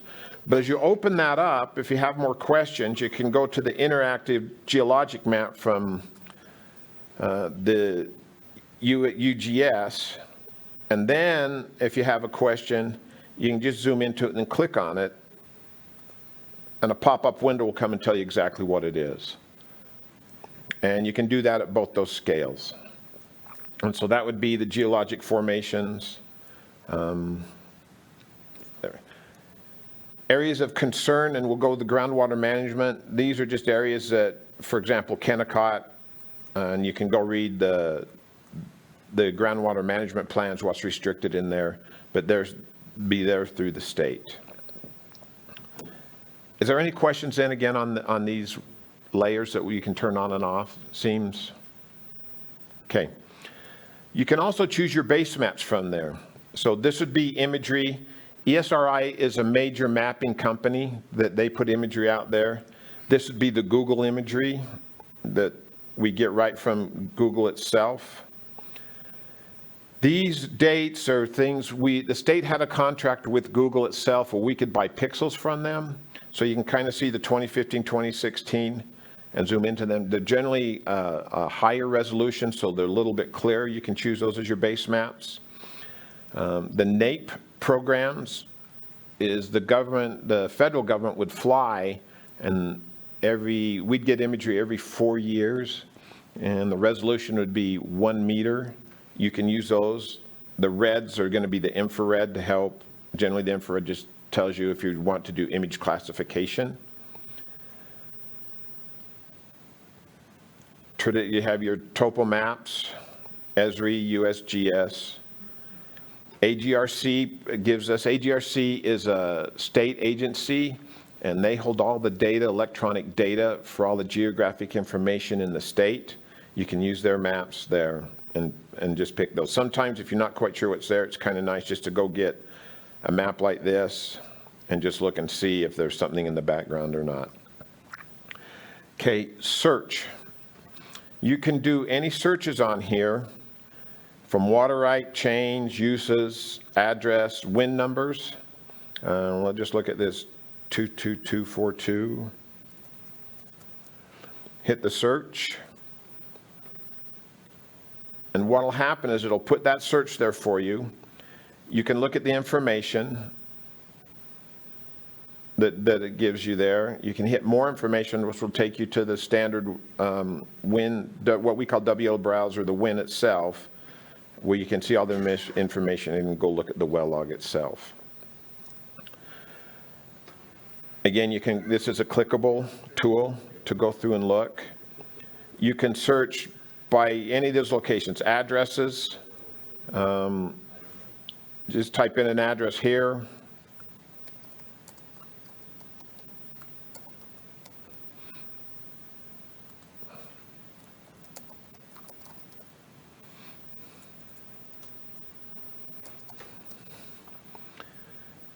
search for it. And because I have two searches here, it's putting the map extent there, but if I take this out, then I just zoom to it here, it'll take me to that search. Again, all the layers I can turn on and off for that situation. Landovers just to help you see as you zoomed into those what you can do. I change the base maps again at this point to imagery.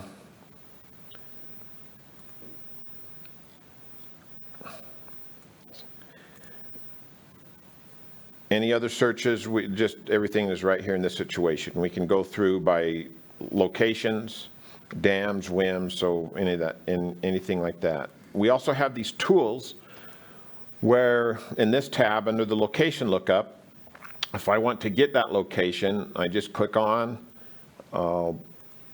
put a flag there, and it'll return the coordinates for me. I can get PLS description from here. I can get this information is returned, what county, the water right area, regional office, and you also go to Google Maps at this time right from that click. I can coordinate those, I can convert those coordinates by clicking here, and this will return the UTMs, the state planes. I can also get my PLS description, and if I need to, I can look at that again on another map. Have measuring tools. We can do an area and you can drop that down whether you want to do feet, miles, and it's just a simple click, and you can see as it aggregates there on the side, and then double click the end. Can also, this would be the area tool, and you can pick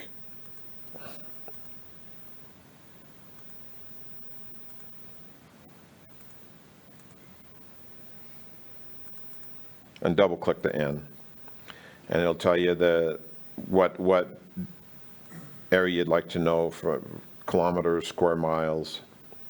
So that would be under the tools. It's not letting me click to get out.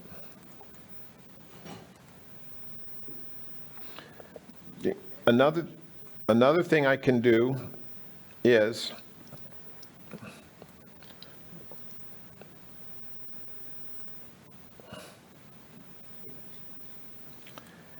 I can create my own map from here.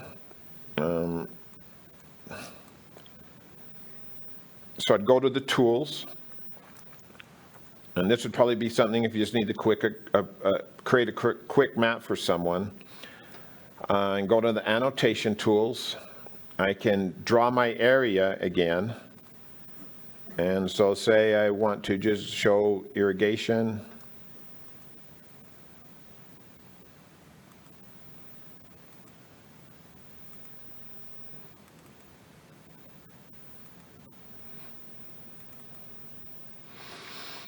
I can show it there. I can change the colors through here just by simply clicking here. There's my outline. This would be my solid color. And the opacity, so whether I want it see-through or not. And say OK, and so that's there. I can also add arrows. I can add text. And the text I just go through here.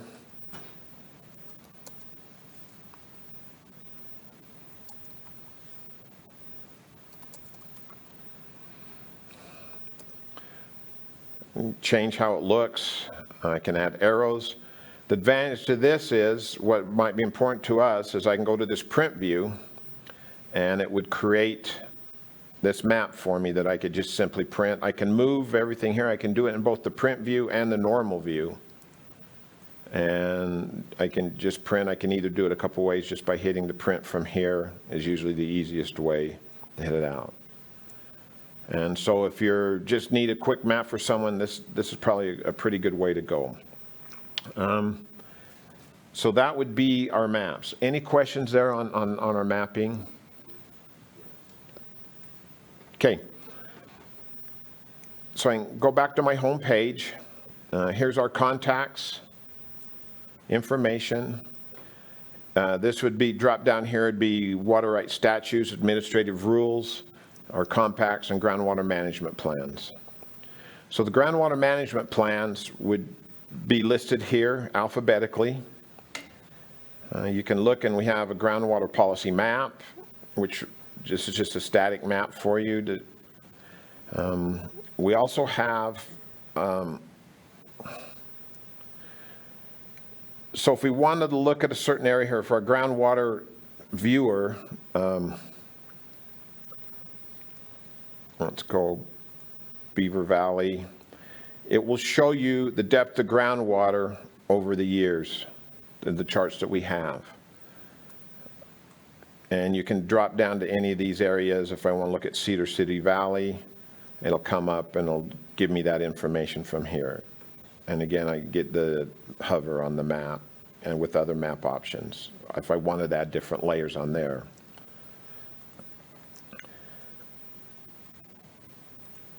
The other thing is we have the groundwater models. These are the mod flow models, GMS. You can click on those and they will be downloaded for you. There's also a groundwater model automated tool.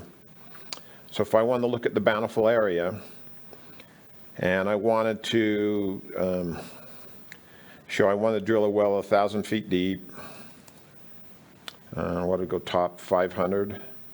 Oh no, sorry, excuse me, 1,000 acre foot. We'll go top is 500. Bottom depth would be 1,000. And I want to just click a location here to see how it affects. I'll just go here.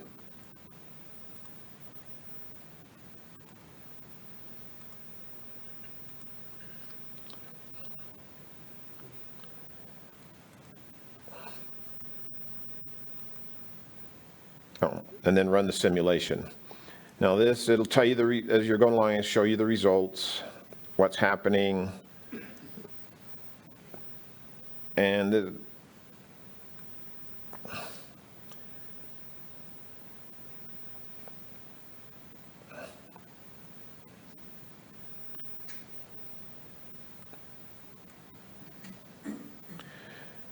so how this is working, it's going using the mod flow itself. You can see the legend will come up over here.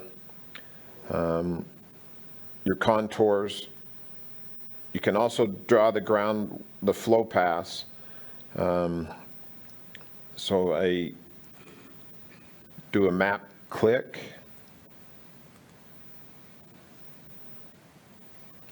Let's go 40 feet.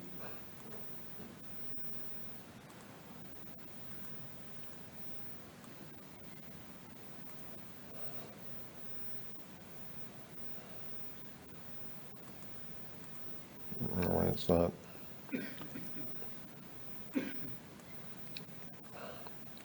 Again, layers down here. These should be everywhere, points of diversion.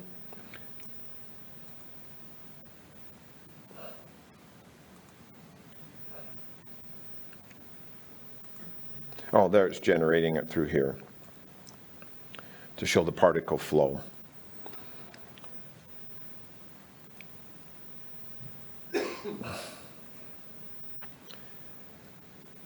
And then again, the wells and well drilling page will take us to the well drilling data information. We can look at our meetings through the data drop down. You go any publications, you can view publications. I think the easiest way here is let's just go click on a site and then list all the publications that are available in that area for you. You can go through and search by type, author name, or keyword.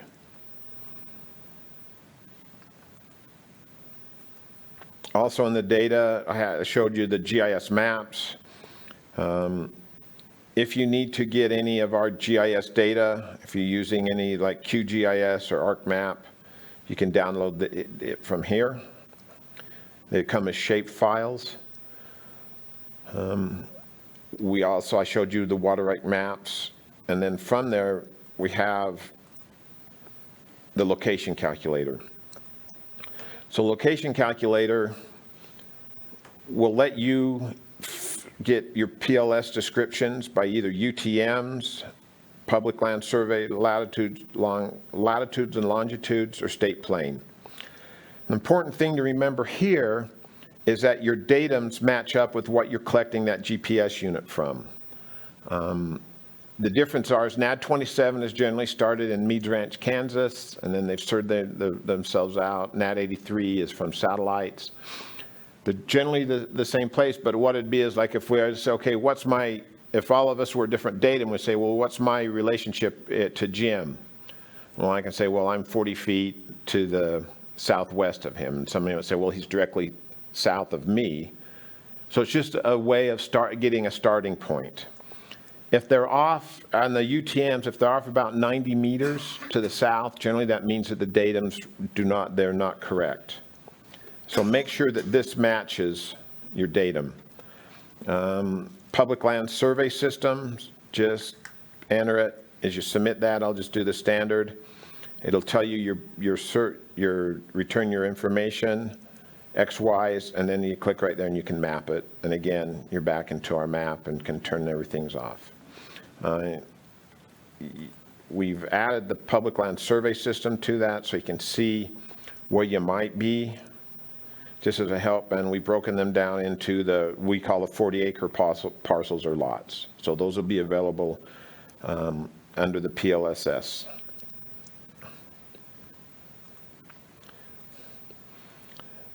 And then you can go through the flow records, real-time flow records, groundwater, and current studies. Again, meetings, we have scheduled meetings, it'll show up here. You can go look at past meetings, distribution meetings, and this generally has everything, all the audio and video that we can get in there. Our programs itself right here, we can go through in this list, they're the same as being right here. But if I want to look at water rights, I can go there, and again, we'll go to all the forms page. Again, we saw that, how we can get that through the front page. I can do a search by water right number, by name or source, points of diversion, places of use, and lists. So here we have, this would be new filings list or a map for the last 30 days. I have new approvals list for the last, that are coming. Where this might be helpful is for you as well drillers, if you need to contact them people and maybe send them a business card or a brochure to help you out. But this would be all that information from the list. You can also, there's a map generated from that. So you can see those as you want to look in a certain area with the points, and it'll tell you who it is, and then again, it'll just take you right to the database. So you can glean all that information from there. The new approvals list, these are just a list that we have that you can go through and search for in each one of those. Again, your applications. So you can search by point of diversion, place of use, water companies. Okay, so now we can go to the well drilling page. This is a well drilling information page. You can see, you can click here to view the water well handbook. And again, it's a PDF. Adobe, again, makes their reader free for download. Generally, it's available for each and every browser. We can go through and look at point of diversion search engine, if you want to search for those, Utah Geologic Survey. And again, each one, we should have all those to return back to home. Administrative rules for wells. This is the actual code from going in. You can see we're going up to the state of Utah. If you have any questions there. Our well drilling database. So as I'll start here, I can look at my pump installation report. Another place you can get that and fill it out and print it. Download and print, download, and a lot of these set up in Adobe, so if you have the correct reader, you can be able to fill those out, or you can print it and fill it out there. Non-production wells list. This gives you be able to search dates, types of wells, approval status, And if you want to look for a water right area, and then just simply clicking, it'll give you the view on the map or view the scanned documents again.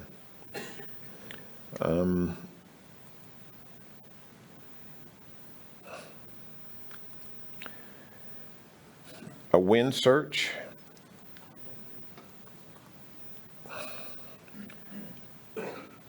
See the applications.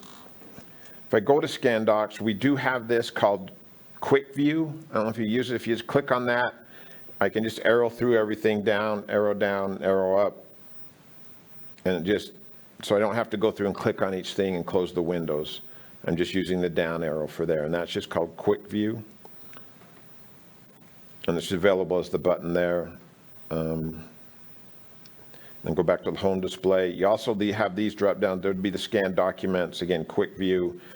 The difference between if I wanted to here, I click on it, I wait for it to open it, I've got to close it, I've got to go to here, scan documents. So it's just, unless I open a new window, it's just faster to go for the Quick View.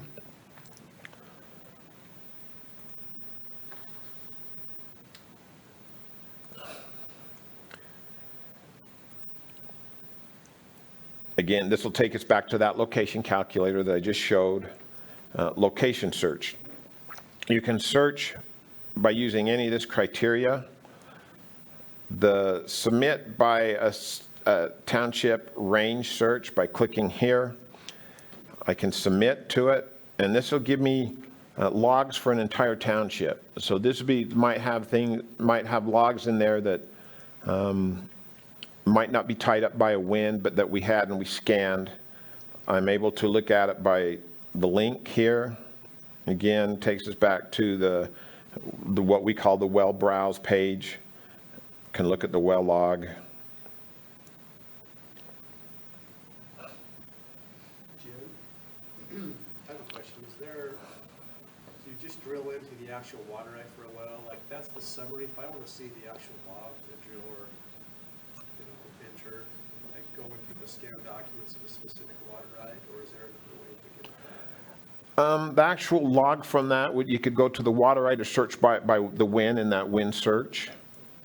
Does that make sense? Because when that one where we have that wind search, even from the map, you could just type that wind number from any of these different places. It should take you right to that page. Let me just.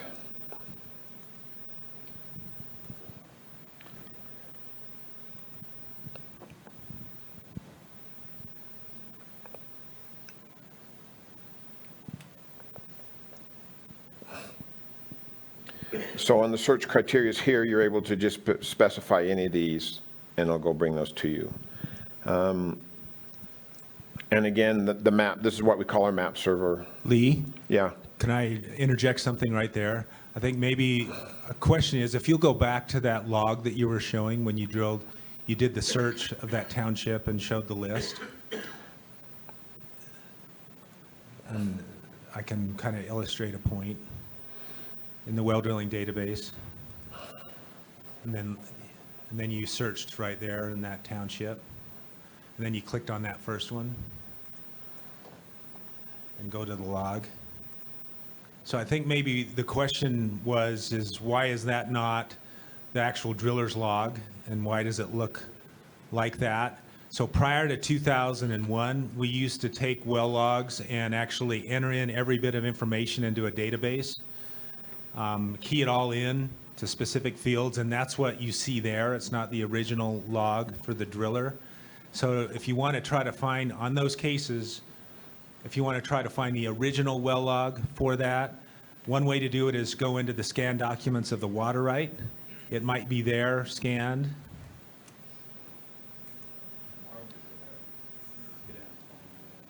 It's not.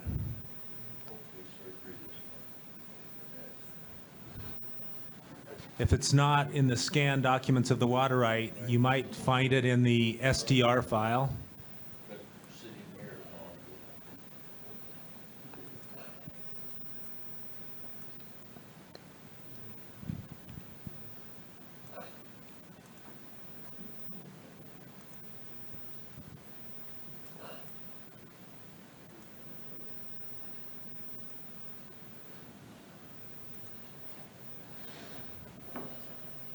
There either isn't.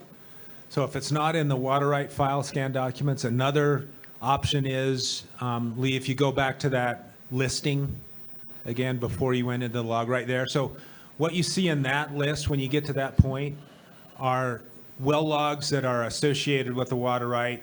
They're linked to a point of diversion through a WIN number or a well identification number. But sometimes you might find it if you click on the STR button. That's well logs that were scanned in to in relation to section, township, and range that may not have been scanned into a water right. So you might be able to find the original log there. So that can be kind of a last resort. If you can't find the original log anywhere else, you might be able to find it there. So Brandon, I don't know if that kind of answers your question a little bit. Okay.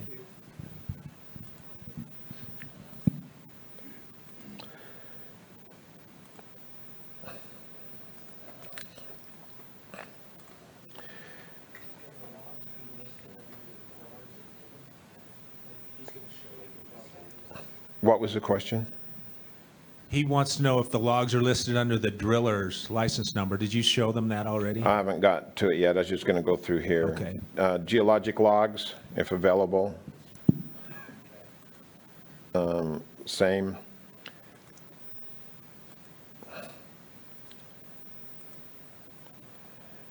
The continuing education, the schedule, your credit summaries, so the form's just to fill out. If this is what to keep for yourself, approvals form, and then just the schedule itself, what's available for you.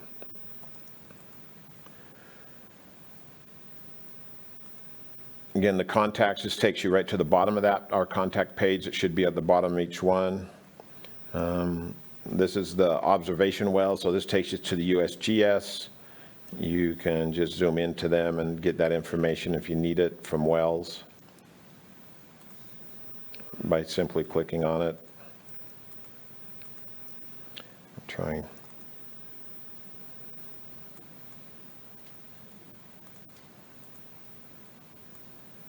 Is it a pop-up blocker? But that'll pop up the little display window and tell you the information from there. Groundwater management, we've gone over that page, just another link to it. Little well down for aquifer testing and well drawdown.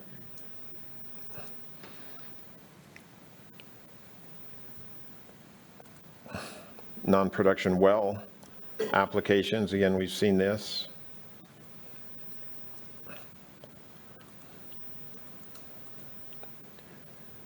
Your non-production scan document.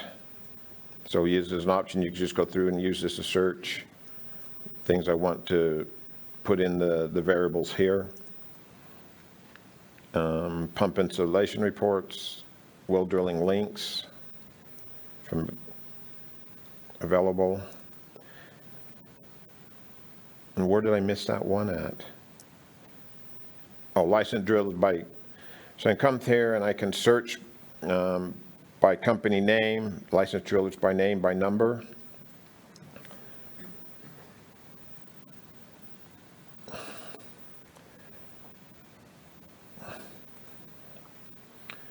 So here gives us the identify, you can look at abandonment logs, pump logs.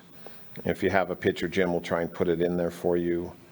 You can get activity for their water right number, so water right number, and I'm supposed to look at 5780. This is just the water right, the exchange, and again, in this situation, I just have the well ID number, and that'll take me to the view well log again.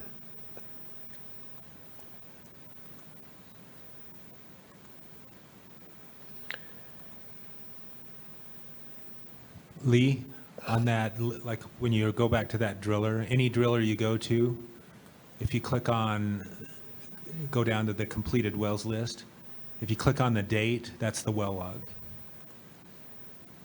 So instead of going through go to the water right, if you want to go directly to the well log, you just click on the date and it brings up the well log.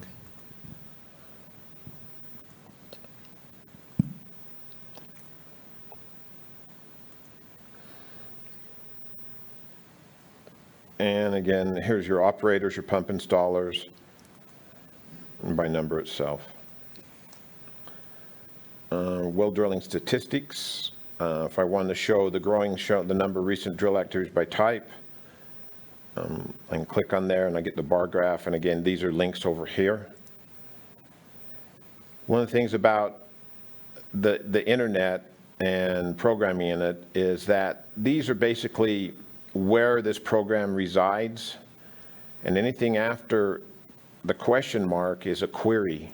There's a variable you can put in. So if I wanted to see this same thing from the year 2000, and just type it in there in the URL, and if it's available, it'll come and give me that information. So with any of these from this page, I can just type in, so this would be the variable Y for year 2000.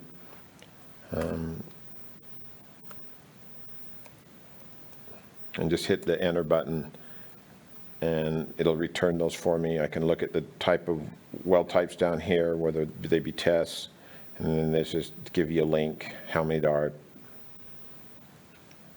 back to our detail page.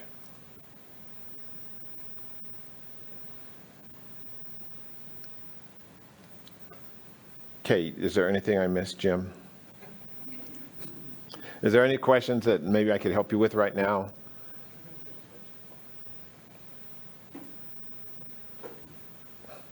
Okay, thank you for your time. I can hang around for a little bit if anybody has any questions. Thanks.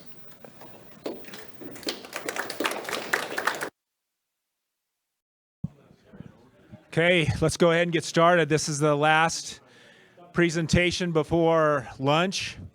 So it's a good one, an exciting one. We've got Steve Price and Matt Player from Delco-Western here. A lot of you already know them. Delco-Western's been around forever, it seems like, and they do a lot of work related to domestic, municipal, commercial, mining, whatever, related to pumps and designing pump systems and whatnot, and a lot of great technical knowledge in that group. And we've asked them to come and do a little training for us, and they're going to be talking about, the title given is What is Manageable SCADA? So SCADA is a technology that's been around a while, but it's now a lot easier and simpler to use and apply to what we're doing with wells and pumps. So I'll turn the time over to them. Thanks, Jim. Good morning. Thanks for having us here, guys. I'm Steve, and this is Matt. We're going to talk to you guys a little bit about a newer style SCADA system that we've got available. A lot of you guys may be familiar with the SCADA system. Some of you may not be so familiar with them. It's a lot cleaner, simpler, and easier to use than it used to be, so it's not so scary. We've got some goodies to give away here as we're going through the class, so pay attention. We're asking questions, and I'll let Matt take it over from here. So our first question is, what does SCADA stand for? Anybody? Can't hear you. SCADA, what's it stand for? You can, who's that? Who said that? The equipment that breaks that we never work on. Oh. What's it stand for? That's what I'm looking for. Supervisory control and data acquisition. Okay. So for that, you get a prize. You can have a Delco Cup, 40-year anniversary, Delco hat, or a large t-shirt. What would you like? The hat? Okay. So that's kind of how it's going to work. When we got a question like that, we're going to throw it out there. So the first couple years ago, I went and looked at a SCADA system, and this is what it looked like. This is for a city, and some of you guys might recognize these type of tanks, but it had a tank up on the hill. It looks like that, and they're metal tanks, and then it has a pulley right here, and then there's the water levels right here, and then it has a float in here, and then it has a rope, comes up, goes over, goes outside, and then they had a 5-gallon bucket here with rocks in it. Right? You ever seen anything like that? So how this system worked is it's way up on the hill, and the water operator for the town lives down, at his house. So for part of his telemetry, he would get his binoculars out, look up there, and see where the bucket's at. So if the bucket's at the bottom down here, that makes sense. The tank is full, right? So when he'd notice the tank is empty, the bucket's up here. So the next thing he would do, he got his binoculars, looked at it, so the next thing he does is he gets in his truck, fires his truck up, drives over to the well, starts the well up, and leaves. And then he goes home, and then he watches the tank level, and waits till the bucket's at a certain point at the bottom, and then he goes over there, and he drives his truck over there and shuts it off. So in a way, that's kind of what SCADA does, if I want to do like traditional SCADA and managed SCADA, the difference between them. And we look at the signals first. I mean, that's probably the most complicated part about it. It's really not that bad. So, and there's only 3 or 4 different signals that SCADA looks at. It's a digital input, 4 to 20 milliamp signal. It might be a 0 to 5 or 0 to 10 volt. It could be a pulse. Do we know the differences between them all? Really? So here's a little drawing of a SCADA system. So it has a digital input would be like a switch, something closing and opening, and it would be it's a direct circuit, so it would be like a pump running. So there would be like a dry contact on the starter somewhere, and it would close, and it would give you the pump was running. And this particular site, it's a treatment facility, so they have fluoride and a bunch of different things. So they got an electrolyzer run, that's a digital input. It just closes and opens when things are happening, right? Intrusion alarm, that's one. It's on the door. Chlorine alarm. Chlorine room flooded. They have like a little float somewhere. Or you could have a little float in your pump house or your pump room, whatever.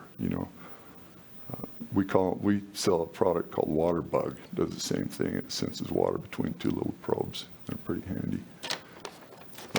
Like this has a chlorine dosing pump. When it starts, closes, and here's a fluoride high. And it has a bunch of leak detection, stuff like that. Those are all digital inputs. That makes sense. Anything that happens, you just have a closure and an opening. Okay. And how this works. So we'll do digital first. Is at the site. There's a device called a RTU. Anybody? RTU? Anybody? What's RTU stand for? You can look on your phone. You can look it up. You can Google it. What's that first digit? R. It's RTU. RTU. RTU. Well, in the HVAC community, that'd be rooftop unit. And SCADA. Anybody? Remote terminal unit. There you go. That's it. Remote terminal unit. So your selection is coffee cup. These are nice coffee cups. They're really nice. Hat. Or t-shirt. Or t-shirt. It's an extra large. They're nice t-shirts too. All right. Right. So typically how it's remote telemetry unit. So typically how these work on a digital input is they have a power source come out. It's usually like 24 volts, right? And then it'll have its inputs 1 through 18, whatever, like I just listed. And it goes just to the switch. So 1 will be here, and this will be whatever it is, and that's the switch. When that switch closes, it sends its own voltage back to itself, right? That's how they work. And then there'll just be a chain like that. It's pretty simple, right? And that could be intrusion, that could be high level, whatever you want it to be.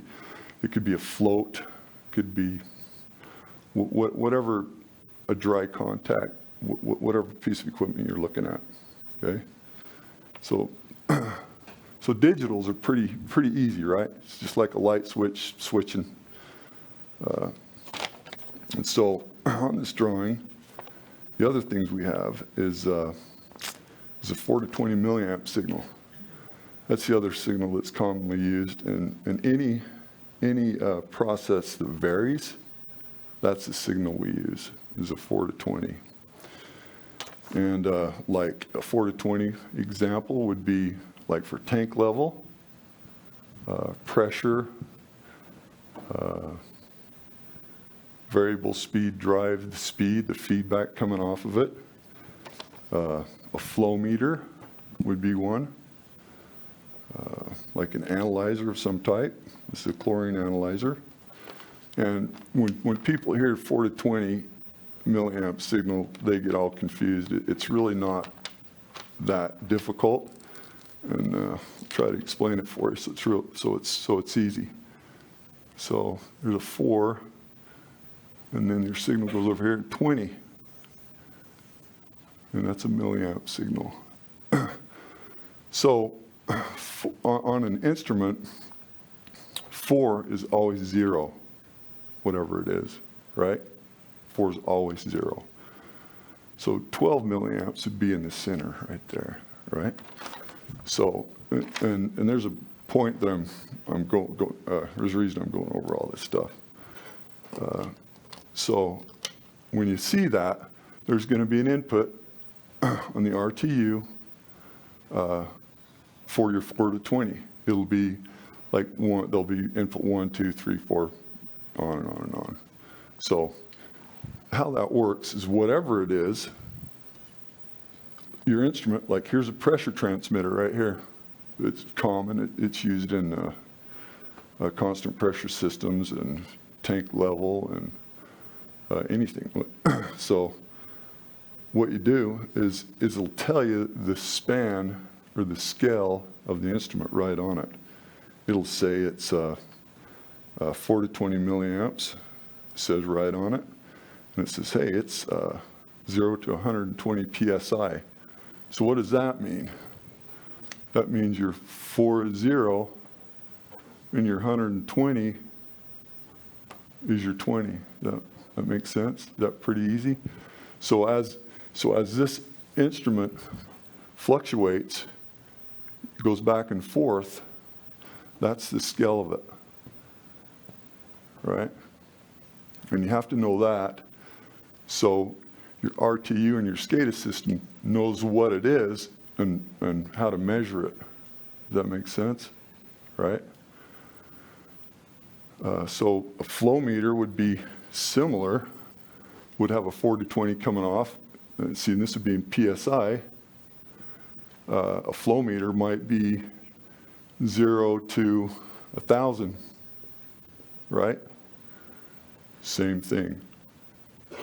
So 4 to 20 milliamp signals aren't that difficult to understand. This is always the same. You just need to know the instrument you're reading and what the scale is. Makes it a lot easier that way. So like a 0 to 5 volts, this is usually DC, is the same thing right across there. It's the exact same thing. 0 is 0, 120 would be 5 volts. Does that make sense? You know, so as this voltage varies from the instrument, it gives you the proper reading. How many of you guys have done variable frequency drives on your pump systems with transducers? Quite a few? Yeah. That's how your signal is So- read. It's not reading the pressure in the line. It's reading the pressure in the line, and then it's sending that signal, that 4 to 20 milliamp signal. That's how the drive is reading that pressure in your line. Yes, so depending on your VFD, you might have to enter that number, or it may already be done for you. Some of them are already done, right? That makes sense? All right, so, is there any questions on that? Like 4 to 20 milliamp signals? Russ, he wants to talk about pumps. And controlling the elevation or the water in a tank. Yes, yeah, you can use it for tanks too. Your instrument, it'll look like this. This is for tank level. That goes down in the tank and actually measures water pressure over the top of it, over the top of the sensor. There's some little holes. There's a little disc in there that sees the What's the minimum and maximum on something like that? I mean, if I got 4 feet of water in there, then I have to invert that to a given number so that picks it up and reads it. And what is the maximum or minimum? Yes. Okay, so this instrument right here, I look on it, seeing it says 15 PSI. When you convert that, that's 34.65 feet. So this is range for, you know, a big tank. So your 34.65 would be over here, right? 34.65 would be on this side. So this would, you know, a 20-foot tank, you could use this for a 12-foot tank. So Russ is getting into that. When you scale your 4 to 20, so for a tank, I don't want to use a 300 PSI transmitter in the tank. Because it just has to vary a little bit. If this was 693 feet on this side and you had it in a 10-foot tank, you'd just be reading, just barely read, and you lose accuracy that way, right? Right. Let's say, is it practical for, say, a tank of 10 feet? This one would be, yes. It would be. Yeah, You also can get them like 5 PSI. So you're like 11.55. See, and it'll swing over in the middle. And it's a lot more accurate that way, right? Because the you know, the tighter it is down here, the less accurate it is, right? You lose percentage. And how reliable is that, the unit? It depends on the unit. These that are for tanks, you know, they'll get whacked by lightning a lot of times, but, right? But they're all the same. So that unit there that you're talking about, that would go into your RTU?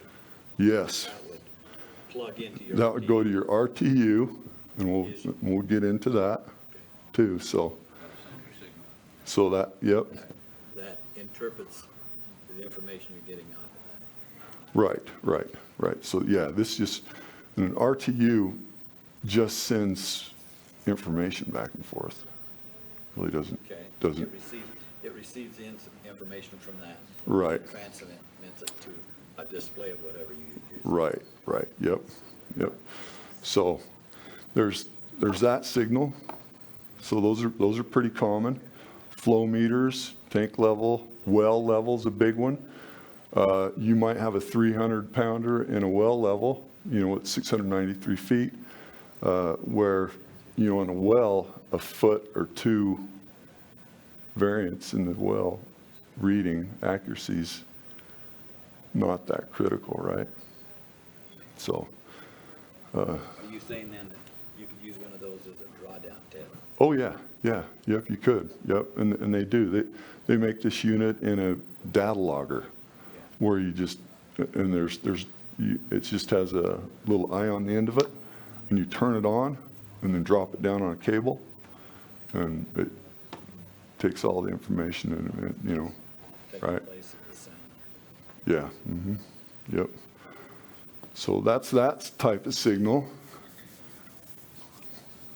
And the other signal that I really like is a pulse. And pulse, it's not used, it's not real common. It's common for flow meters. And the reason I like it is that as a pulse is what has just happened. A 4 to 20 milliamp signal is what's happening now. Your flow meter's flowing 50 gallons a minute. So it's happening right now. You see that. It's through your RTU back, and you see what's going on there.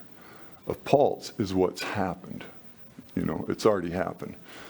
So pulse on a flow meter, you set it up to, you know, you can scale it however you want, but, you know, you do like one pulse is 100 gallons a minute.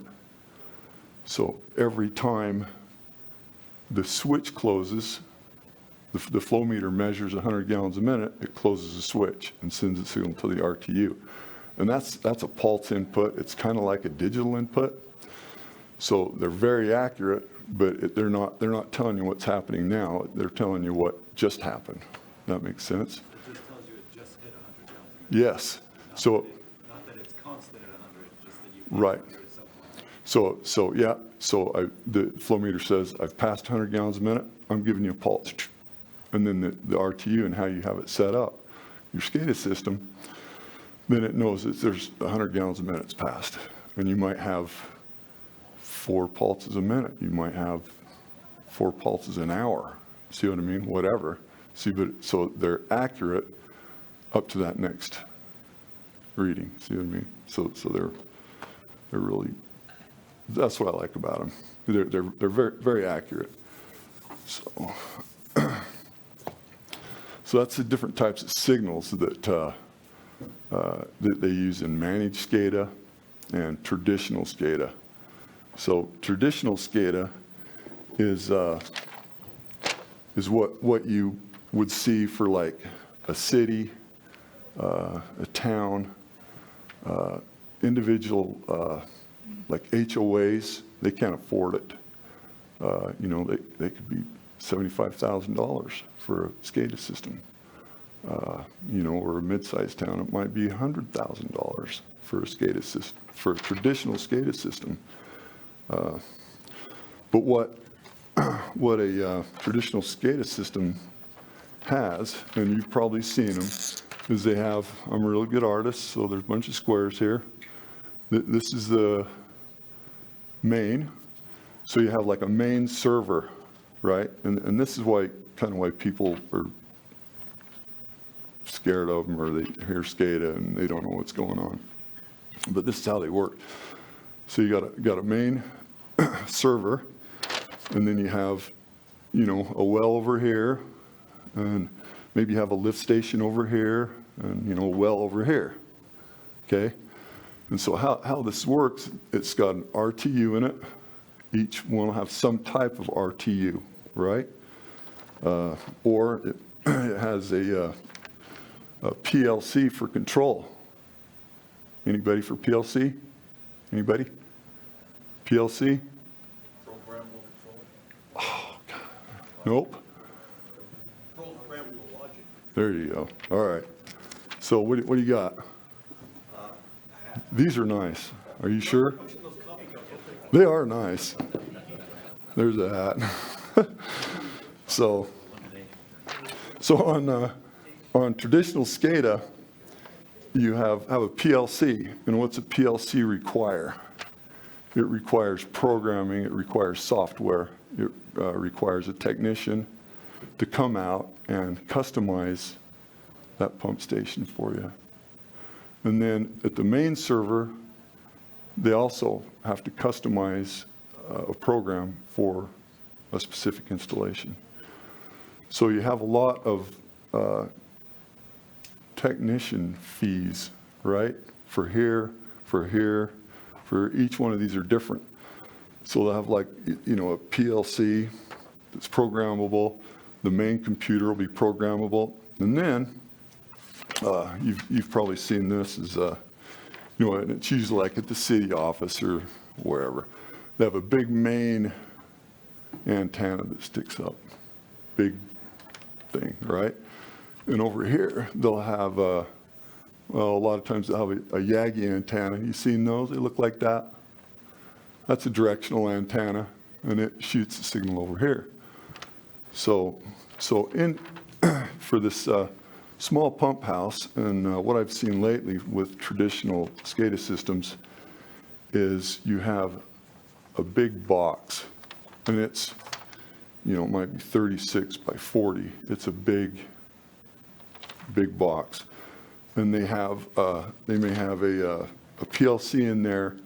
They may have a SCADA pack in there. SCADA pack's another one that it requires programming technician to come out and look at. So it requires that, some type of radio that sends a signal to the main server, right? So there's a lot involved with it, is what I'm getting at. A lot of these radios are pulse radios. Every 5 minutes, they'll send a pulse out to the main server, right? And I was at a site a couple of years ago, and I had one of these in a well, and they ran this cable right next to the radio antenna, and every time the radio pulsed, the reading on the well would just go crazy, you know. It would trip the well off, and you know, it was a mess. And they didn't know what was wrong with it. So I sat there and watched it. It's fine, it's fine, it's fine. And all of a sudden it goes crazy, and they didn't know why it was happening. So I opened up their SCADA panel and looked at it. And every time it pulsed, lights flash in there. Every time the lights flashed, we got a signal. So they rerouted it, and they didn't have any problems. But so that's what's going on. So it's, you know, pretty expensive RTU, you know, and they're great. Big cities have them.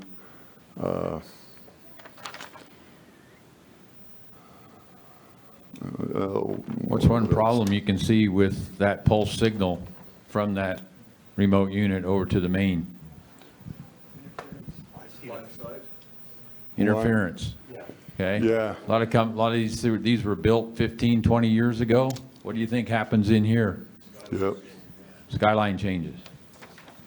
Right. And these are typically line of sight. So, you know, if there's anything in the way, or if they're behind a mountain, they'll have a repeater on the top of the mountain. And then most complaints that I hear from water operators is comms fail. I get comms fail at 2 in the morning, you know, and you know, and it's because this radio link is dropped out, you know, from either your sewer lift station or whatever, right? So, okay. You've got very high maintenance fees. You've got technicians Right. that need to come out here to do programming. Now you've got people that have to maintain the radios. You get calls, guys at 2 o'clock in the morning. Nobody likes to get a call at 2 o'clock in the morning saying, hey, we lost our signal. What do we do? And yeah, whoever puts your SCADA together, they usually charge you a fee of $1,500 a year, just so you can pick up the phone and call them and ask questions, right? And if you want to have a set point change or do something, you have to call them up and ask them, and a lot of times they can do it, you know, on their computer at home or whatever. So the other thing I wanted to talk about with these too, you know, as far as expense goes, is security and security threats. You know, there's a main server, and then there's usually some type of modem that sends it out over the internet, and you know, and that's usually a third party, you know, so they can see it on their cell phones and manipulate stuff. So, you know, this has may have access to ransom. They'll hold this system for ransom. It just happened. I just heard about one a month or so ago. Do you remember who that was? Oh, I thought there was. We just heard about one where they took the whole water system for ransom. Somebody hacked into it. So there's got to be a lot of security. It's got to be updated. It's got to be maintained, and the main server down here stores all your data, stores, all your information, all your trending that you may have at your wells or your lift stations, anything like that, right? It's all stored here. So when that fails, it's usually gone if you don't have it backed up. And then what I've also seen is it fails or this fails. The guy that put it in's from out of state and the company's not around anymore and nobody knows. So I go in there and jumper things around and add relays and make it work, right? So that's typically what how a traditional SCADA system works. So a managed SCADA system works. It's cellular based, and there's several companies that do it. So what you have is instead of this and this main server and this, all this goes away. All your radios that transmit those signals over and around, all that equipment goes away. So your PLC typically goes away unless it's doing some type of control. So each unit is typically small. RTU could look something like that little, and all it does is bring in the information and send it out. And there's just inputs and outputs. It's got a battery pack and a little radio in it, and that's it. A bigger unit. Let me show you what another one may look like. So same type of thing, just a little board like that. It's got a radio in it, and that's a cell phone radio. So it sends its signal out on a private towers, like AT&T, usually like that, and then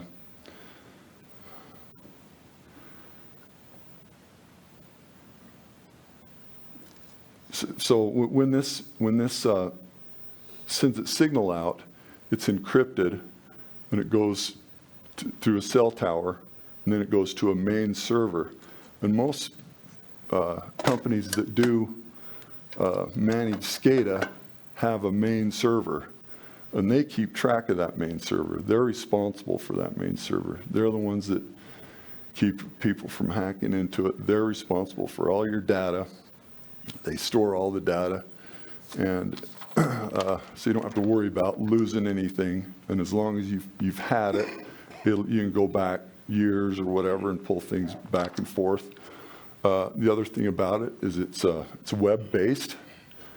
So you would have a username and password, any type of system like that, and you get on their system, put your username and password, then you have access to all these settings I was telling you about, anything like that.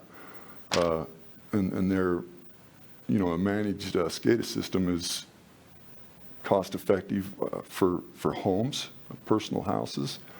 Little HOAs are perfect for. They might be into it $6,000, versus a lot more money. And they're reliable. The hardware, there's not much to it. It's just an RTU, sends information back and forth to the main server. Then their main server takes care of all the decisions. Some of them are telemetry only, like this unit. It doesn't have any back and forth. It just does like alarms, high levels, digital input alarms, inputs, outputs type things, you know, intrusion, stuff like that. And with that, is that a one-time fee or is that a monthly? So- Is there a monthly? So how they typically work is, you know, each site would have a cell radio in it. Would have one of those. And whoever the company is that's doing it, they're responsible for the user. Sorry. If I installed one of those for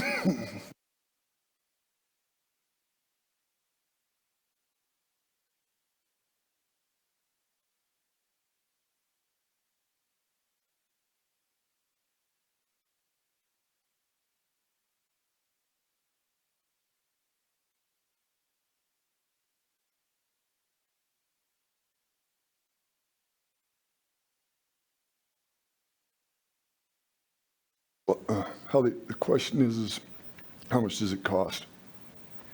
Usually there's just it's an annual fee, and it's usually about the same price of a cell phone.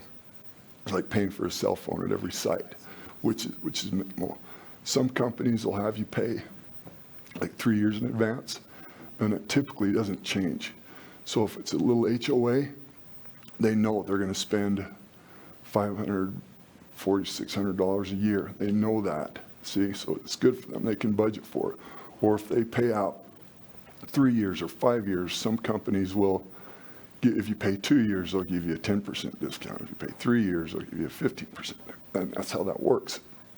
So, and so when you have a problem or you can't figure out how to change something or do something, you call them on the phone 24/7. I've called them after hours, all through the night, whenever. Someone will pick up and help you, and that doesn't cost anything. To talk to that service guy or the guy on the other end, how they usually work is they'll want the number on it to ID it, to see what it is, and they can look it up on their end. So for like a tank and well package type thing, you know, you can, when you get on their website, you pull it up, and a lot of them, they look like, it might look like a desktop. You know, it'll give you information like that. I don't know if you can see that, you know, where there's tabs, and you can pull up tabs and you can go back. So it's what it looks, you know, similar to that. Here's like types of graphs, you know, for your well. This is ambient temperature right here. So as the day at night and daytime, it fluctuates back and forth. These are well starts. The well draws down, you know, and shuts off and comes back. So that well cycled a couple times. You can pull this data about any format that you want to save it or store it or whatever, you know. So it's pretty easy. So that's what it would look like. Here's one that just has just straight data, you know, you can print that or whatever. So that's what one might look like. Some of them have, I don't know if you can see that. Some of them have graphics like a pump or whatever, or they'll have a tank, and they'll show the tank level, a lot like a traditional SCADA system. And you can build your own desktop on a lot of systems, you know, make it look like what you want. And there's unlimited users on it. And I've done several for drillers, and their customer, they can access everything. If there was a problem, you would be able to access it and look at it, play with it, change things. And it's typical also that any changes that are made are documented. So if you go in there and change something, it'll say, Dave went in there and changed it from whoever drilling or whoever it might be. Or Yeah, so you can change the set points and do stuff like that. And there's different levels for like cities. You might have guys that go out, and traditional SCADA systems do similar stuff. But it's managed SCADA, you know, if you had guys that needed to go to stop at lift stations, it's part of their job. There might be like a key fob or something like that they check in, and it says Dave was here at this time, whatever. Yeah, stuff like that. So these are really good for small communities, HOAs, individual houses. We kind of got them everywhere. Got one in a sump underneath a house, and that thing pumps a lot of water. I can't believe how much water that is, but if the pumps aren't alternating correctly, or if one fails, you get a high level, the homeowner automatically knows. He knows what's going on. It'll send trending out and just kind of whatever information. So at the RTU, I mean, if you were going to do the installation, you know, all there is your digital inputs and then your analog inputs. And if you understand those signals and how they work, it's real easy. It's not that difficult. And they'll have three or four digital outputs, which is a relay. So this particular unit has 8 inputs. You know, a lot of them, they have expansion. This one will expand. It's like the 16. You know, you could do, you know, a lot of different companies. They can expand them out. So it's real simple. And then, so I'm telling you, all these antennas go away. And when you have your cell service there at the site, it works on the data line. It doesn't work on the voice line. So if there's an emergency and there's people calling, you know, fires, whatever, earthquake, whatever, the phone lines are jammed, but the data line always works, always goes through. A lot of times you can send a text when you can't call, stuff like that. That's kind of how it works. But I got another example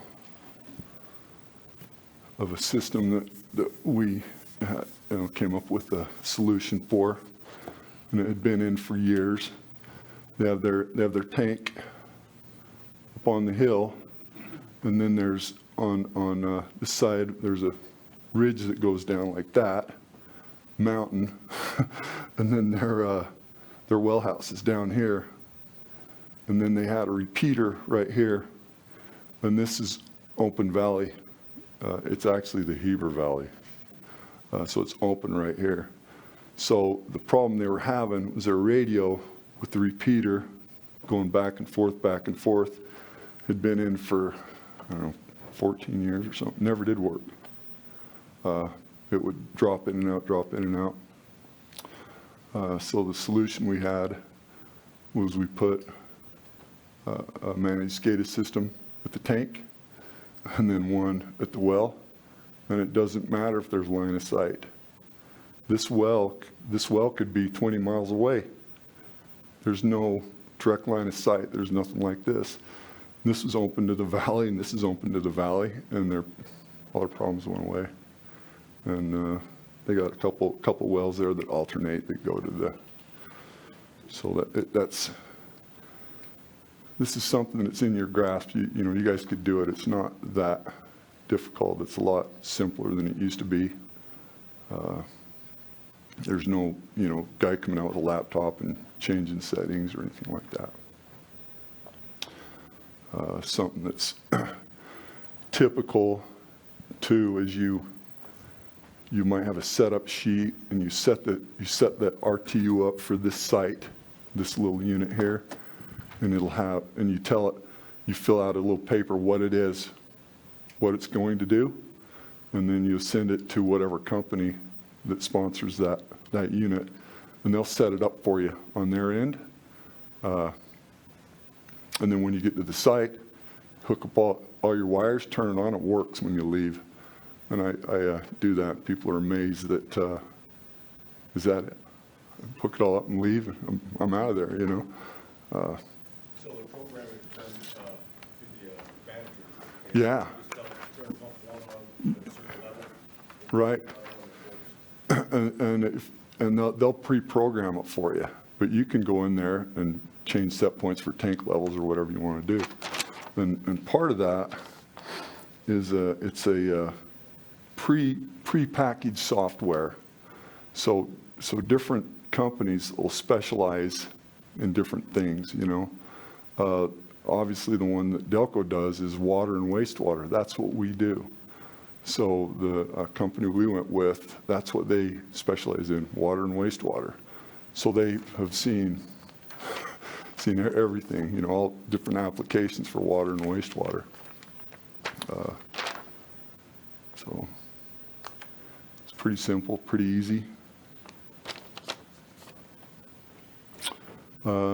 Something else that it's capable of doing is if you have a big city with a traditional SCADA system in it, and then they have this sewer lift station that's 50 miles, whatever it is, a spring or a sewer lift station that's way out there, 20 miles, and they can't connect to it, they can't talk to it.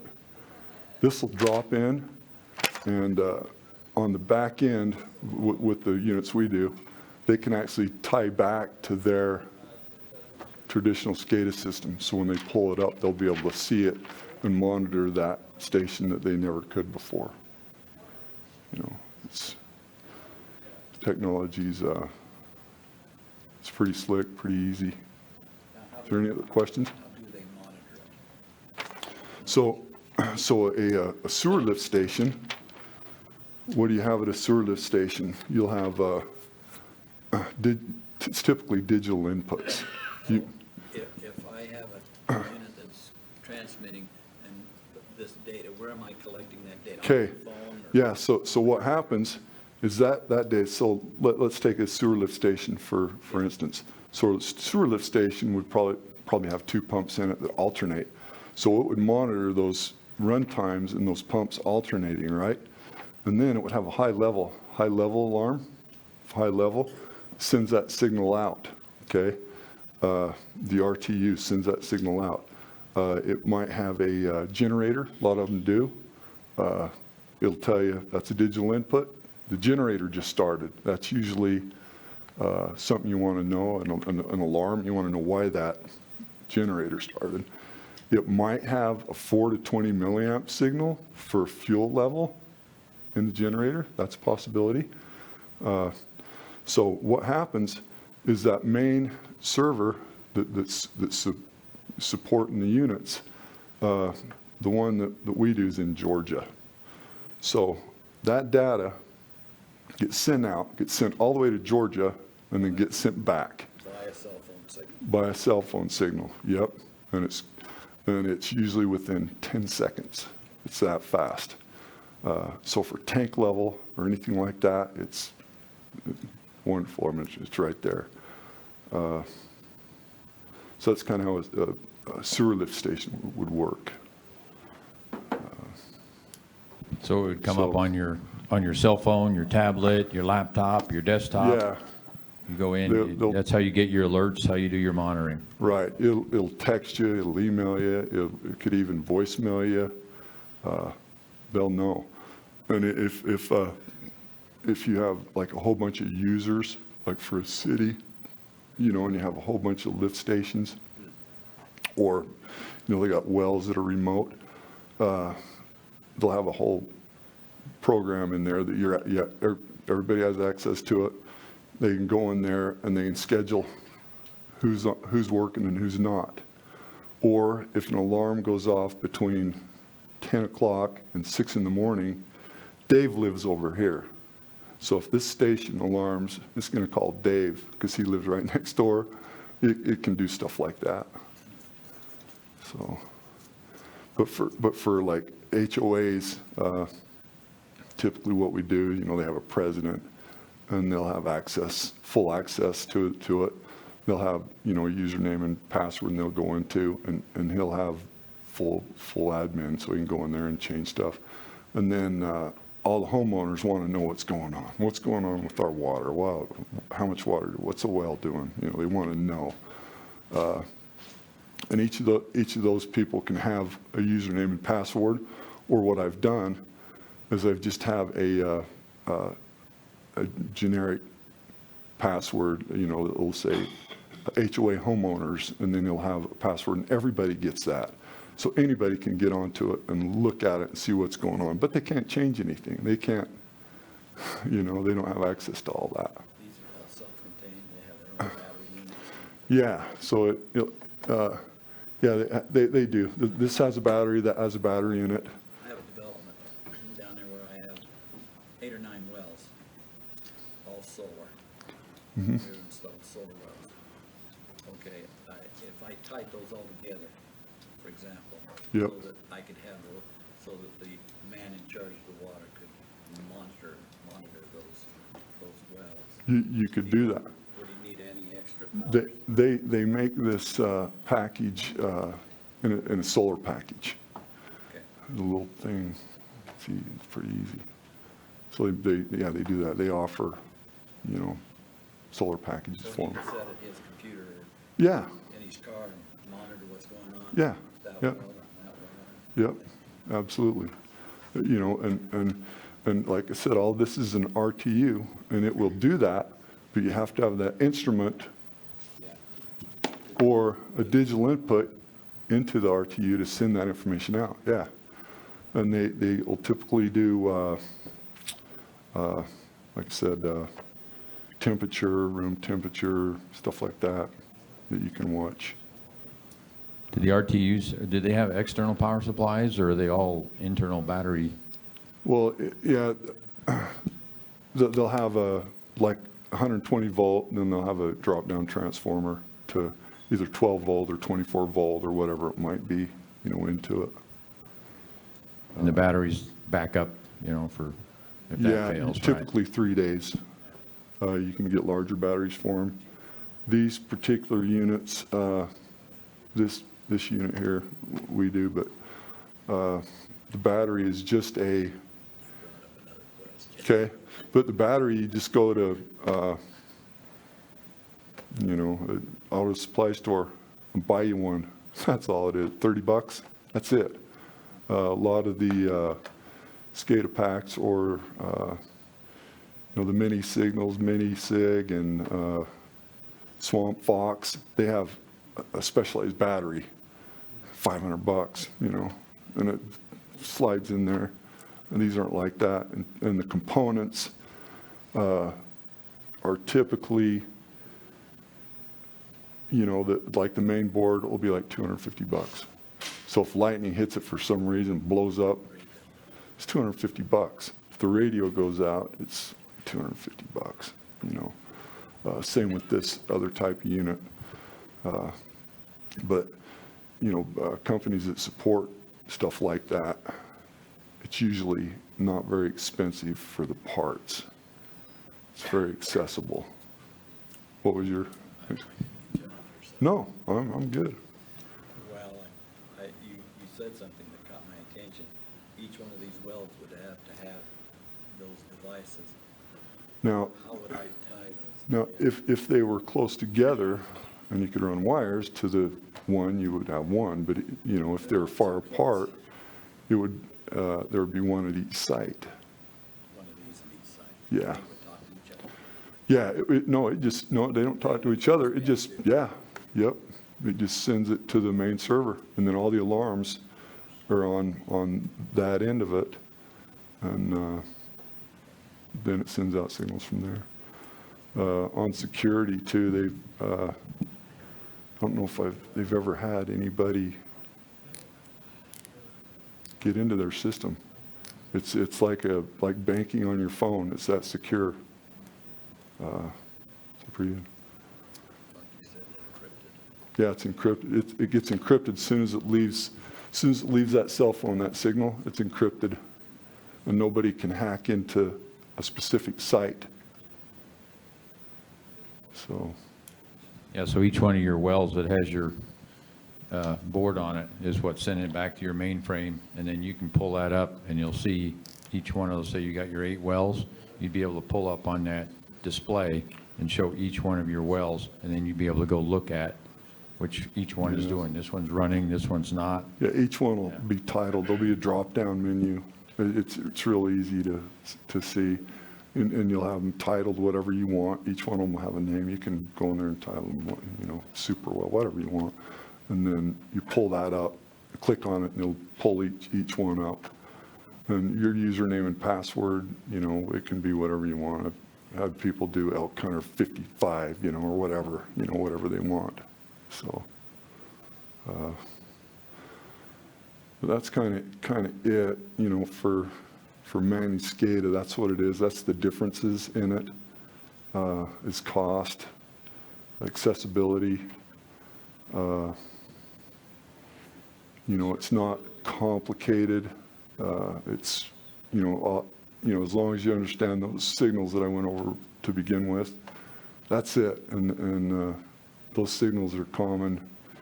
If you have a huge treatment plant that has 50 analog inputs and 100 digital, they're all the same. It works all the same, But it might be doing temperature or chlorine residuals or whatever, But so once you understand those signals and can input them, there's no further laptop or software that you need.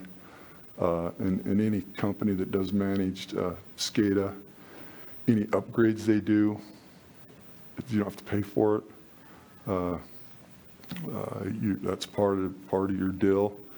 On traditional SCADA, I know you guys probably heard this story. They have it for 7 years, and all of a sudden the software is outdated. It doesn't talk anymore. It doesn't work. How much is that? So is there any other questions on it, or? All right, I got a bonus question. PID. PID. We use it in like constant pressure, constant level with VFDs. Or you can use your cell phones. You can look it up. PID. PID. Are you saying T or P? P. PID. And for our uses, for what we do for like constant pressure and constant level, we just use the PI. We don't use the D. That's the adjustment on it. You have to adjust that on a variable frequency drive. Yeah, you're right. What is it? PID. We got a couple cups and a shirt. Nobody? Nobody wants to look it up or anything? What's that? You're working on it? Anyway, I hope we got all drillers in here, no pump guys? Come on, Matt, I know you're a pump guy. Matt knows. No? That's your bonus question. But, anyway, I hope we've kind of brought it down, kind of brought perspective to the new stuff that's out there. And it's not scary. It's pretty easy. And you guys could easily do it. Anybody got the answer yet?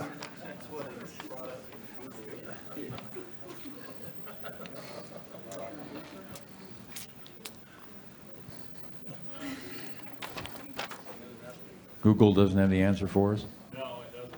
Pelvic infiltration. No? Come on, anybody?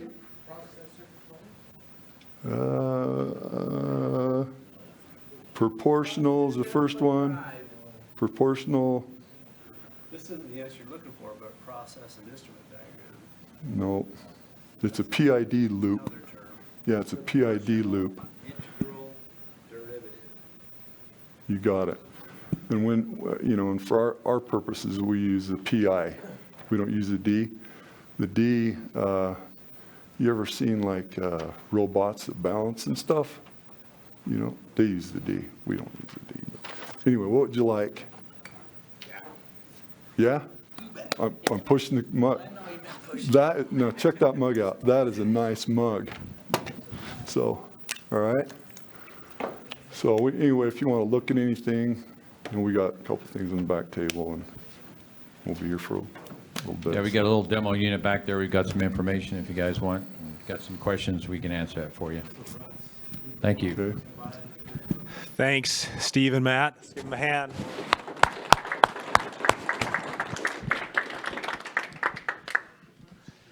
I think that was some pretty good information, good technology, some technology that's manageable to be able to use on wells and pumps. So we've got a break right now. One thing I wanted to remind that Kelly said, if you haven't signed in, please make sure you sign in so you get the credit for it.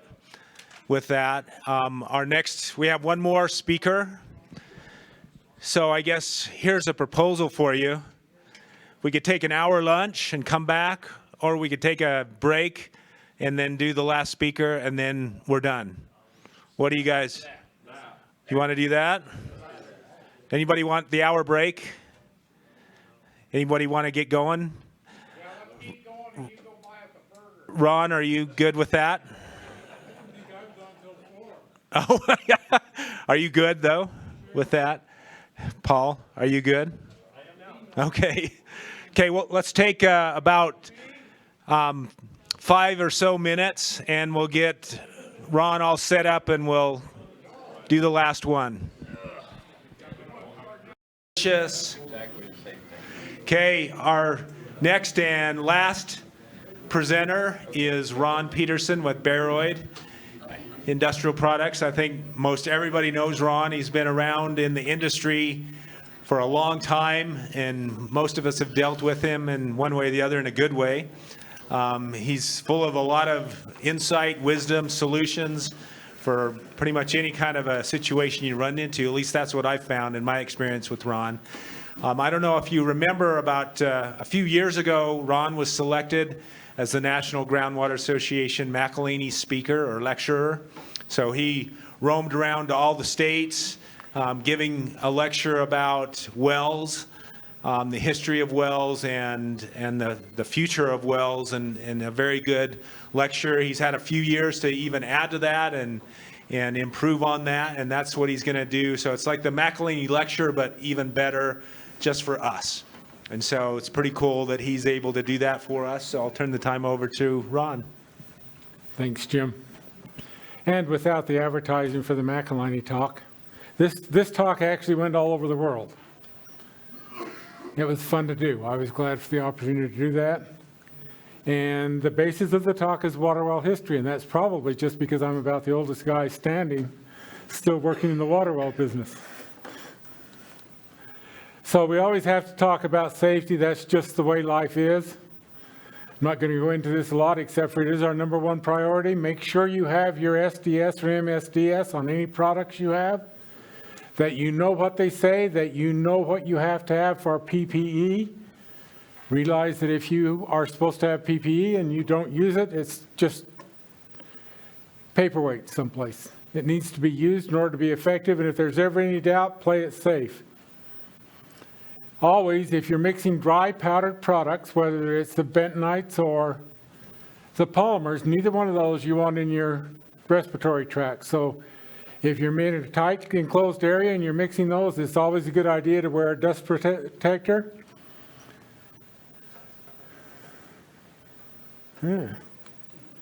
Eye protection, always protect your eyes. I am faithful to this. I've had a couple of times I've had close experiences. One time I was working on a tarring group, and I was tending the tar vat, and a guy kicked a rock off the roof and it lit in the tar vat.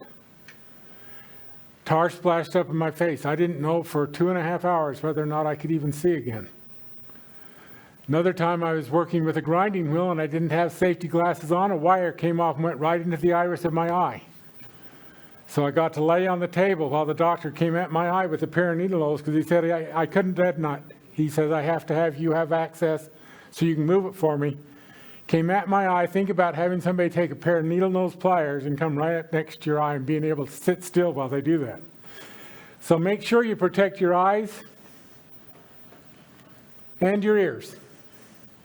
Some of us old people have these funny little things in our ears because we didn't take care of them when we were younger. Some of you young guys listen to music too loud. All those things, anything that you use that like that, driving down the road for 300 or for 3 million miles with the driver's side window down, raises heck with your hearing. Protect your hearing at all times. Know what's expected of you. Understand the job, objectives, and procedures. Confirm those objectives and procedures with the customer and make sure that you have the correct equipment, tools, and you're confident that they will work as expected. Understand their expectations and know when and who to call for help. Have their phone numbers ready and available. There is no stupid question except the one you have and you don't ask. Throughout my career, I have always told people that you can call me 24/7. My only caveat is that if you call me in the middle of the night, you have to talk to me till I'm coherent before you hold me responsible for my answer. So years ago, before we had cell phones, I pulled into Beaver, Utah to the motel at 10 o'clock and called the answering service and got my messages. I sat down with my day timer. I'm going through my messages. It's midnight in Beaver, Utah. I dial a number and get looking, and that number is in Chicago, Illinois. I always told people if they didn't want me to call them in the middle of the night, to leave a message that said, call me tomorrow. So the phone was already ringing, so I couldn't back out. The guy picked up the phone. This is exactly how he answered. He says, this has got to be Ron Peterson. I have the same rule you do. Talk to me for a minute so I can get woke up because I do have to talk to you. And he had a job in Marysville that he wanted to discuss with me. Perception is everything. And some of you have seen this, I'm sure. But you look at this picture and you look at that truck and how it went up against the berm over there, over across the guardrail, bounced across the culvert. Man, this guy's relatively lucky, isn't he? But how lucky is he really? Come on.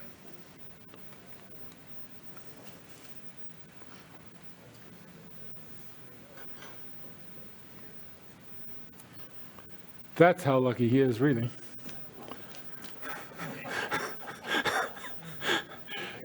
So perception is everything. Be aware of your surroundings. We're going to briefly discuss the history of the water well industry with an emphasis on clay and bentonite, polymers, grouts, and drilling fluid support needs. We're going to talk about the necessity of proper planning. In short, clear goals and expectations make it easier to achieve the desired and approved results.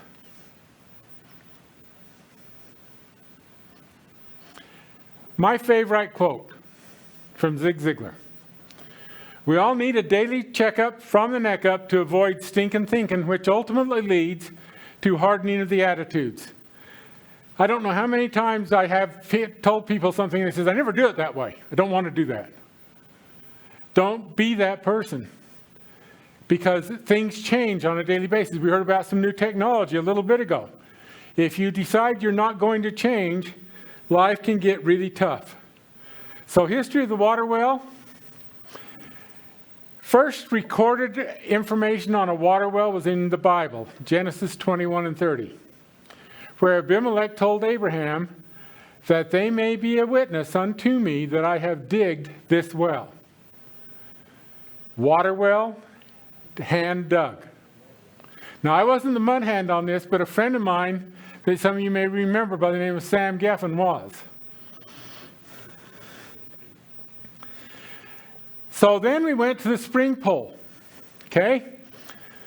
The one on the right, your right. No, your left. Where are you? Yeah. Yeah, your left is a spring pole, and it's actually, that's what it is. It's a pole that springs. And if you notice, every one of those ropes have a stirrup on the bottom of it. And they would put their foot in that stirrup and they would stomp down on that rope simultaneously and bring the pole down and lighten up the rope so the bit could fall down to the bottom of the hole and break the rock. And then they'd let up and it'd pop back up. This is where the term kicking down a well came from, because they literally kicked down a well. They modified that a little bit and went a little bit further, and they actually have drilled. The one on the right is from China, and they've actually drilled to 2,500 feet for brine. Hasn't changed a whole bunch in 3,000 years. We've got motors and mechanization on it, but it's still about the same concept. Now, their average drilling rate was 25 feet per year. Not going to make a lot of money at that rate. So then in Australia, the Aborigines needed water. And they realized that even though there wasn't water on the surface, sometimes where there was a dry stream bed, there'd be water underneath. And they would take a straw, a hollow reed, and stick it into the ground and draw on it. And if they could pull water out, then they would take what they called a coulamon, which was a piece of either broken pottery or something, or boomerang that doesn't come back. You know what they call a boomerang that doesn't come back? A stick. So it was a boomerang that doesn't come back, and so they would scrape the surface and they'd make them a hole, and then they'd put cover it up with a native grass, so that it would keep the bugs and things out of it, and then they would let the water seep into that hole, and that's how they would get drinking water. In the late 1800s, a French, I work for Halliburton. Halliburton is an oil field service company. Halliburton flexes their muscles all the time and is really proud of the fact that a lot of the stuff that's done in the oil field came from them, and so they're kings of technology in the oil field industry. One of them. In the late 1800s, a water well driller in France is credited with recognizing the advantages of circulation. He was trying to advance a hole with a hand-operated drill and suddenly hit an artesian flow. Now, we all know what happens when you hit an artesian flow. Well, that artesian flow washed the bottom of the hole off, got the cuttings out of the way, washed them out of the hole, and all of a sudden he was able to drill faster. And he realized that if there was some way that he could intentionally circulate and keep the bottom of the hole clean, that he would be able to drill faster and get things done more quickly. Rotary drilling was first used in the oil field in the mid-1800s. It didn't really take off until the early 1900s. If you notice, the rigs are made of wood. And that's where they said when men were iron and rigs were wood. But they had hollow wood pipe that they would use for circulation. They applied for patents in 1875 and 1880 and didn't really get going very good until 1910. In 1814, in Caldwell, Idaho, was the first time somebody actually went intentionally for oil. Very frequently, in the Chinese, when they were drilling those wells for brine, they would sometimes hit natural gas. Well, here, deer were coming down into this field every single night, and the farmer went over to see what was going on and found out he had salt there. And salt was good. You need salt for your animals. So he was going to dig the salt up. He went over and he dug a hole, and underneath the top of the ground, there was oil embedded in that salt. So oil was accidentally discovered again as a result of salt. First oil wells in Canada were drilled in 1858 in Ontario Springs, Canada, and you can see how many rigs popped up there as a result of them finding oil and going after it. The Drake well was the first well officially drilled in the United States for oil, and that was drilled in August 27th of 1859. And that was the actual start of the oil industry in the U.S. Now, the first time fluids were used was on Spindletop.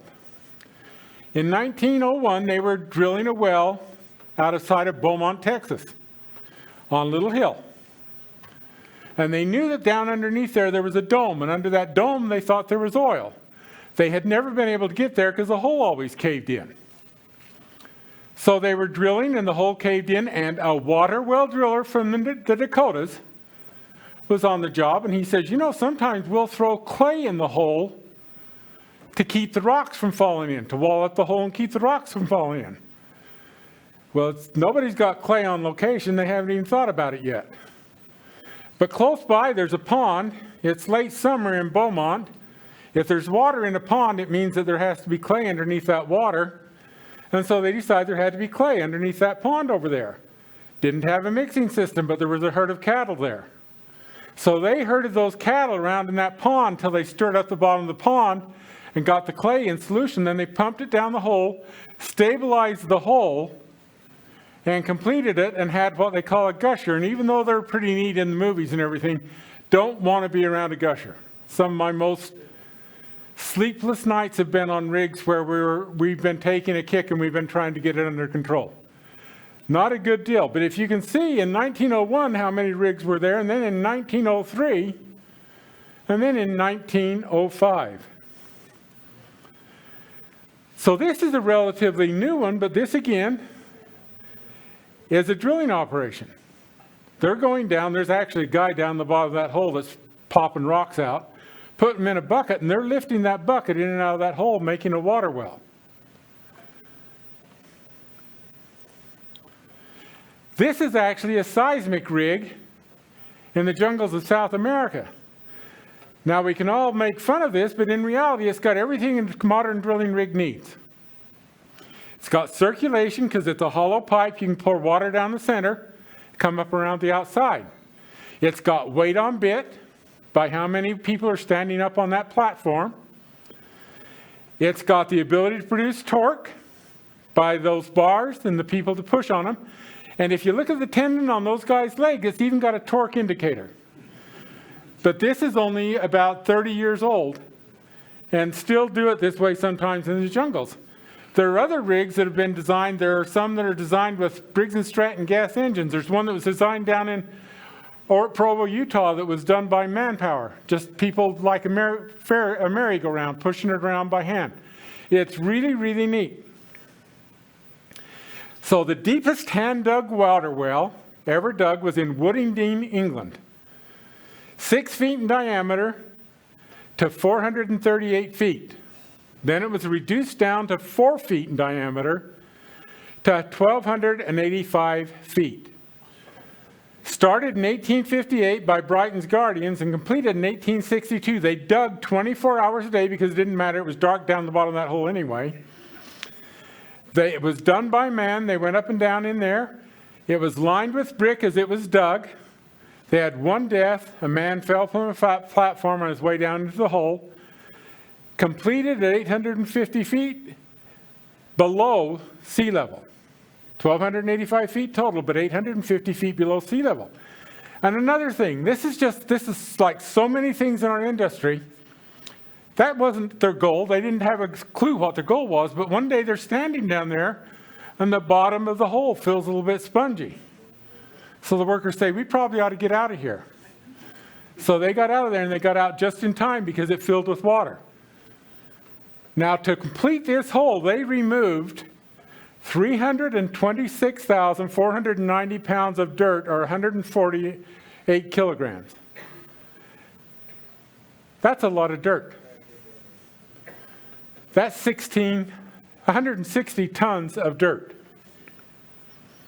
The largest hand-dug well in the United States, largest, not deepest, was in Greensburg, Kansas.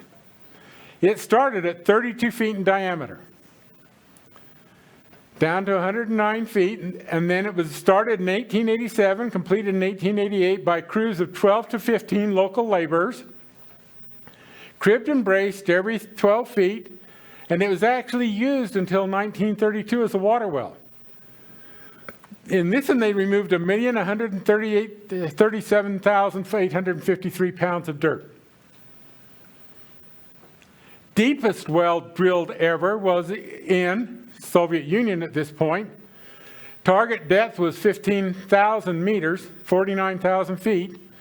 They twisted off, they sidetracked, they twisted off again, they couldn't keep going. It was actually so hot down there that it was ruining the bits.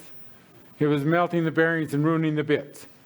So they stopped at 40,229 feet with a bottom hole temperature of 356 degrees Fahrenheit. And if they'd gone to total TD, they would have gone to 570 degrees Fahrenheit. The longest bore was also in the Soviet Union. It was offshore, and it was drilled to 40,604 feet. Think about that, and then what we ask our drill steel to do. So primary well construction methods are the pick and shovel, which was the original. Driven, spring pull. I've driven a well. I've taken a piece of 3-inch pipe, put a point on the bottom of it, cut a few holes in the side of it, and driven it down into a fairly soft formation and used it to pump water out for cattle. Spring pull, cable tool, conventional mud rotary, conventional air rotary. There are dozens of iterations of rotary drilling. Flooded reverse mud rotary, traditional flooded reverse, dual tube flooded reverse, vibrasonic, where they don't use any drilling fluids, doesn't do me a lot of good. And now they're starting to play a little bit with laser. So the functions of the drilling fluid are to optimize the drilling performance, to protect the borehole and maintain borehole stability, reduce filtrate invasion, which is the invasion of the water from in the fluid from going out into the formation and water wetting the formation and destabilizing the formation. To transmit hydraulic horsepower to the bit, cool, clean, and lubricate the bit and drill steel. I've got a story I'll tell you in a minute on that. And clean the bottom of the borehole and get the cuttings out of there, because if you leave the cuttings down there, you keep breaking up the same cuttings. So like the Frenchman found, you have to get the cuttings off the bottom of the hole so you can hit new ground, so you can make new cuttings. Suspend the cuttings in the borehole when you're not circulating. If you ever break down, run out of fuel, and you've just you're right on bottom drilling, all of a sudden all those cuttings you generated are sitting up there waiting to come down. And if your bit's on the bottom of the hole, they're going to come down on top of the bit. And you're going to be stuck. And then we want them to change their personality and release the cuttings so they settle when you get to the surface.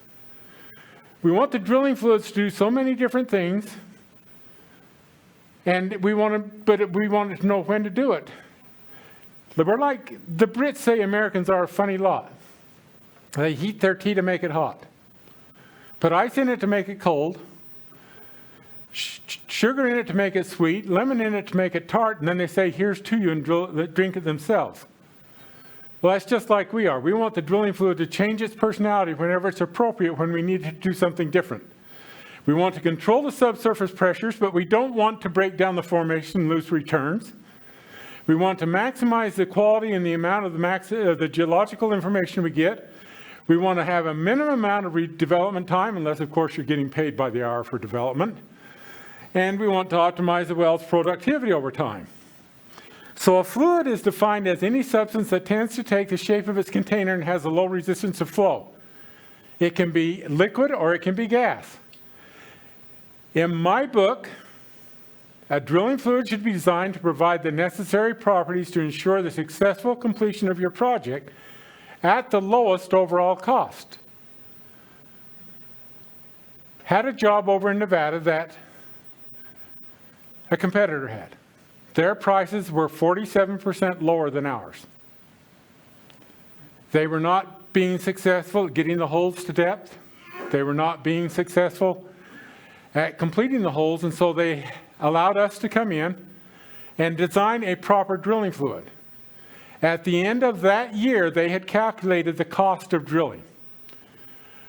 Our drilling fluid costs at a 47% higher cost per bag were actually 20% less than our competitors, because we took out a bunch of products that weren't needed, that were just costing them money, and only left in the products that were needed at the concentration that were needed. And their overall drilling cost dropped by $25 a foot. So don't say, drilling fluid typically is less than 10% of the cost of drilling. Don't let saving something on that 10% cost you thousands and thousands of dollars by getting stuck, having hole problems, tripping in and out of the hole constantly, those kinds of things.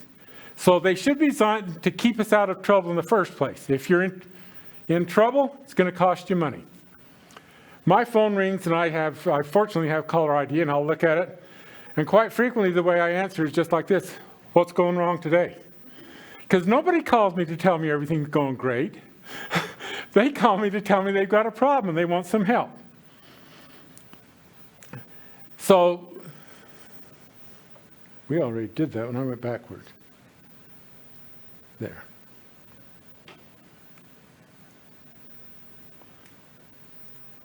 sometime.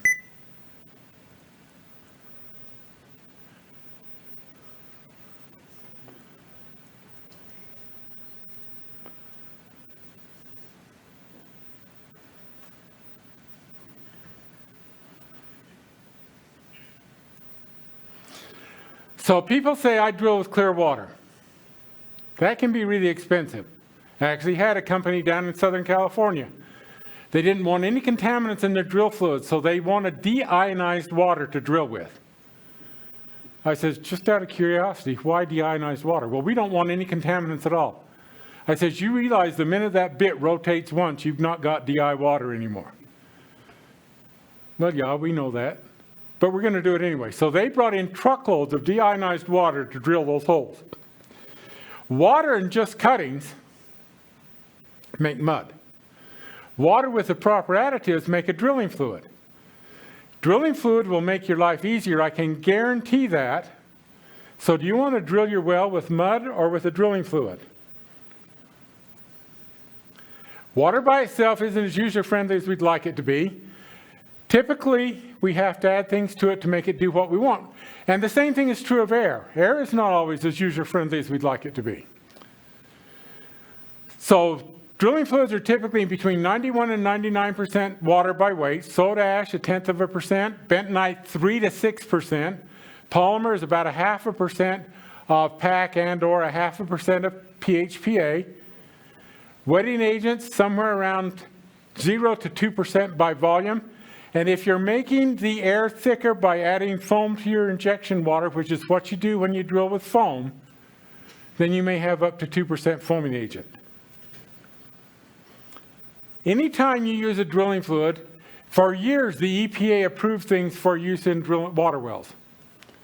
And then they decided they didn't want to do that anymore. They wanted to define what was okay, and they contracted with an outfit called the National Sanitation Foundation to approve things as being fit for use in a potable aquifer. Well, the NSF went international because they were approving things to be brought into the US, and they dropped the National Sanitation Foundation and became NSF. And what they do is they verify that products are fit for use in a potable aquifer. What that does for us, for your homeowner, it says that his neighbors can't be upset with him for doing anything that he knowingly did to damage the water supply.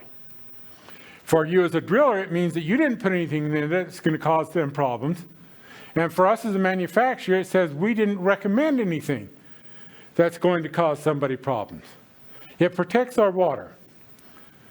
So the clay typically used is a naturally occurring swelling sodium montmorillonite clay. The montmorillonite name came after a deposit near Montmoril in France. Bentonite is named after the Cretaceous Fort Benton group.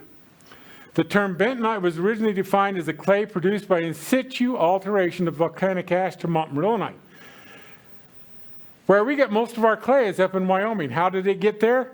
Volcanic activity on the west coast blew ash up into the air. It settled out in water beds over by Colony and that area, and as a result, because the chemistry was right and then the other natural things were right, it became bentonite. It's now used for any clay whose physical properties are dominated by the presence of a smectite. And that's it. We've looked all over the world for bentonite, alternatives to Wyoming bentonite. We can't find anything as good. We've found stuff that we can modify by adding chemicals to it, but we can't find anything as good. In fact, it's so good that people in Australia can buy local bentonite for $3 to $5 for a 50-pound bag, but they'll pay $20 to $25, $30 for a bag of Wyoming bentonite because of the properties they get from the Wyoming bentonite. So the sign as you go into Wyoming is exactly on spot, like no place else on earth. Where is bentonite used? A couple of places.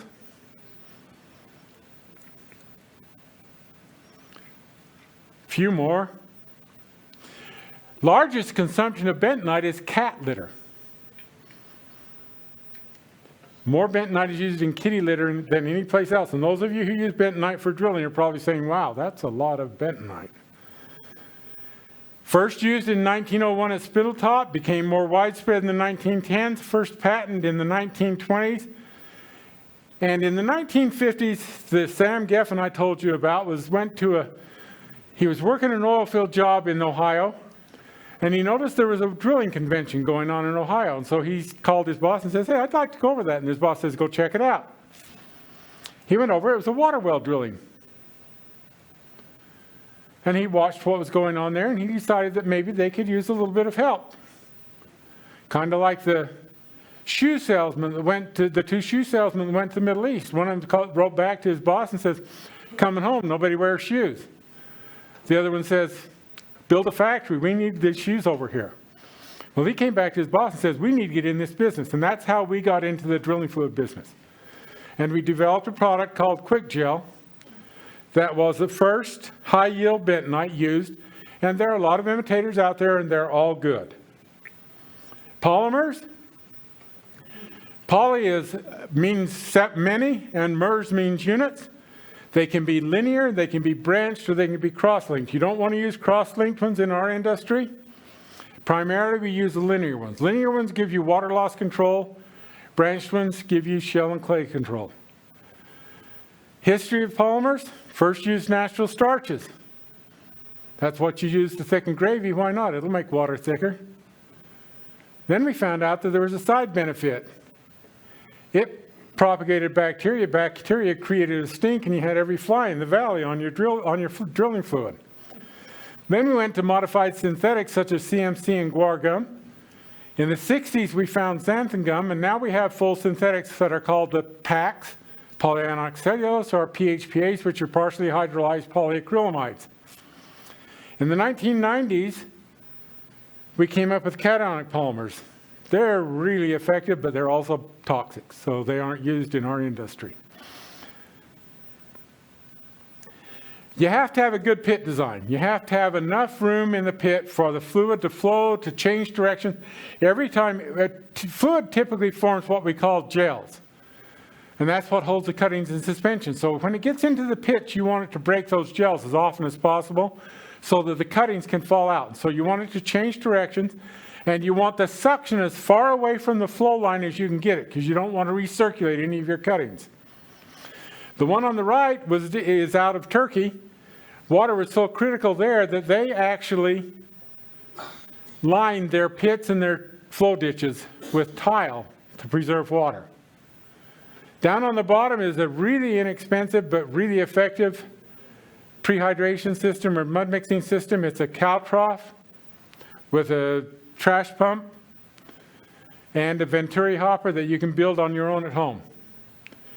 You have to have that pump has to have a minimum flow of 40 gallons per minute and 40 psi. Mixing essentials. Well, you can use a shovel. I don't recommend it, although you'll be really buff if you do. Or you can do what I call the 10 hands mixing system. This is in West Texas just a few years ago. They were actually mixing mud using their bare hands. You can use the old Bort Longyear impeller mixer, which is hooked to a gas pump. You can use a bolt prop in a tube to shear the product and make it yield, because you have to have enough shear for it to yield. Or you can use a Venturi mixer, which is, as I said, one of the least expensive and the most effective things out there. And then they have Venturi mixers hooked with a bunch of other stuff that they get to charge a whole bunch more money for. So you can go to the hardware store and buy yourself $50 to $100 worth of plumbing supplies and build your own Venturi mixer. You can pay somebody else $4,000 or $5,000 to build it. This is how simple a good jet mixer is. If you notice underneath that hopper, there's a pipe. That pipe is neck down so that it creates a suction as it goes through there. When you pour your material in that hopper, it goes right straight through there. It gets sheared, it goes into the water, it hits the elbow, it gets sheared again, it goes into the tank. If that thing's running properly, you'll actually hear a crackling noise. Remember, that is not a storage hopper, that's a mixing hopper. I never put these together with a wrench, because they will plug. Somebody's going to get carried away one day and dump stuff in too fast. And if you put them together by hand, you can spin them apart, clean them up, spin them back together, and get back to work. Otherwise, you've got to find a wrench and take it apart. There's enough suction created by this that if you do like up on the upper left-hand side, there's a hose. You can take a hose and run that over into the top of your sack and actually suck stuff out of the sack with it. It creates that much of a vacuum. Your makeup water needs to be free of contaminants. You're good to have a good pre-mixed tank, adequate shear. You have to let the bentonite mix long enough to shear. The polymers also have to mix long enough to shear after the bentonite has sheared. A good mixing system is critical to your success and gives you complete utilization of your drilling fluid additives. Promotes the proper yield and performance of drilling fluid additives. Reduces the potential for unyielded bentonite. People tell me bentonite plug wells, only if it's not mixed. When you're mixing bentonite, make sure you can't see any little clumps of unyielded bentonite in your fluid before you start pumping it down. Those unyielded clumps will go down, they'll go into the formation, they're going to be a pain in the butt to get out of there. Make sure your drilling fluid is thoroughly mixed, and then make sure that before you add polymers are designed to keep bentonites from yielding. So don't put the polymers in until the bentonite's fully yielded. And then make sure again that the polymer is fully yielded, because if you put beads of raw polymer down the hole, that's going to be even harder to get out than the bentonite is. So people that drill with a straight polymer system, they still have to mix it up right to get it to work. Solids control. Have we talked about the pit design? We're using shakers. They can be linear motion or they can be elliptical motion. Both of them do a good job. They take the big cuttings out. Desilter cones, the big cones are desilter. They're desander, and the little cones are desilter. The smaller the cone, the finer the solid it takes out. You can put them in banks where you've got multiple. You have to have enough solid cleaning capacity to take care of your flow of your drill rig. Figure out how fast you're pumping your fluid and make sure you can clean it as fast as you're pumping it. And then we now have centrifuges, both conventional and remote controlled. So for total solids control, you want a proper pit design, good shell shakers, desanders, desilters, and centrifuges. Drilled several holes up at Kennecott with just a desander to keep the fluid clean and never had to dump a bit of mud on a core drill. Seals and grouting. Groundwater protection is a necessity, not an option. We have to take care of our groundwater. So the objectives of seeding are to maintain and protect groundwater quality, prevent surface contamination, don't want fluid coming in from the surface, prevent commingling. When you develop more than one aquifer in the same borehole, make sure you understand what you're doing, what your potential is, and why you're doing it. Because sometimes we have, well, this aquifer isn't quite good enough, but if we mix it with these two, we get a water we can use. Well, now you've brought all of those aquifers down to the same level of quality. And some of them were actually more pristine. Make sure that if you do that, you do it for the right reason and you do it in the proper manner. There are good ways to do that and bad. You want to seal the annular space and replace the native material with a product that meets or exceeds the native material sealing capability, which generally means a permeability of less than 1 times 10 to the minus 7, which is roughly 1 1/4 inches per year is how fast water will move through that formation. And you want to control your aquifers or gas zone if you're in the oil and gas business. You want to provide casing support. If you're drilling geothermal holes, you want to geothermally couple the heat loop to the ground. You have to comply with federal, state, provincial, and local well construction codes and laws, and it's the right thing to do. History of grouting. In 1903, cement was first used to shut off water from entering the borehole above the oil sands in the Lompoc field of California. Frank Hill is credited with just dumping 50 sacks of neat Portland cement using a baler. Then in 1910, A.A. Perkins developed a 2-plug cementing method to replace the dump baler in the California oil fields, and that system hardly ever made it out of California. But in 1920, Earl P. Halliburton introduced cementing in the Hewitt fields in Oklahoma. 250 sacks were used to control a blowout on a Skelly No. 1 Dillard while setting casing in the oil sand. 10 days later, the cement was drilled out and Halliburton was off and running. Then in the mid-1970s, they were drilling exploration holes in the uranium fields of New Mexico and Wyoming and other places. And in Grants, New Mexico, they were drilling a bunch of holes, and they were drilling into potential underground mines, and they were drilling through multiple aquifers as they were doing that. And they had to log those holes. And so they had to leave a drill rig sitting there until the logging rig could come over and log the hole, so the hole would stay open so the logging rig could get to bottom. So they asked us to develop a fluid that they could leave in the hole that would hold the hole open and still allow that logging tool to go down to the bottom of the hole. We did that, and then we found out something really neat. It was a bentonite seal. It set after it gave them 2 weeks for them to get the logging truck out there. It set, and they found out that when they went into the mine later, the holes that were plugged with the bentonite didn't leak. The holes that were plugged with cement had seepage around them. So man, we thought we were great. We were on top of the world. We had this figured out. Unfortunately, Mother Nature's mean. She doesn't give us a uniform earth. And so same things don't work everywhere. In the 1980s, we were doing the same thing in Pennsylvania, and they decided to try the same thing. Well, that's lignite. Lignite is one of the most effective bentonite drilling fluid thinners there is on Mother Earth. Didn't set up. So what we did is we found out that if we took a granular bentonite and mixed it with a little bit of polymer to slow down how fast it got wet, we could put it in the hole and it would work. Again, we were off and running. Then in Wyoming, in the shot hole business, they were finding that they had holes all over on the ground. They would set off the shots and they'd go back later and there'd be an indentation in the ground. Sometimes they'd be leaking water. And we found out that if we put chipped bentonite on top of the charges, that it would force the charge to go down into the earth better. They get better seismic readings, and the hole didn't cave in later.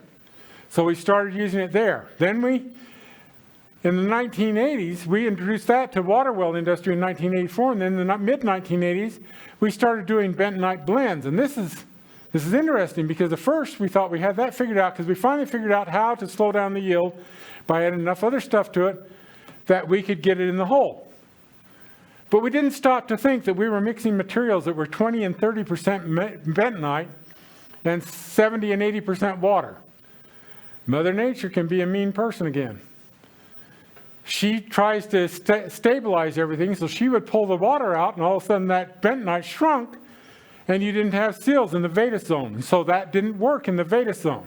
Hence the Nebraska Grout Task Force, where we went in and we started looking at that.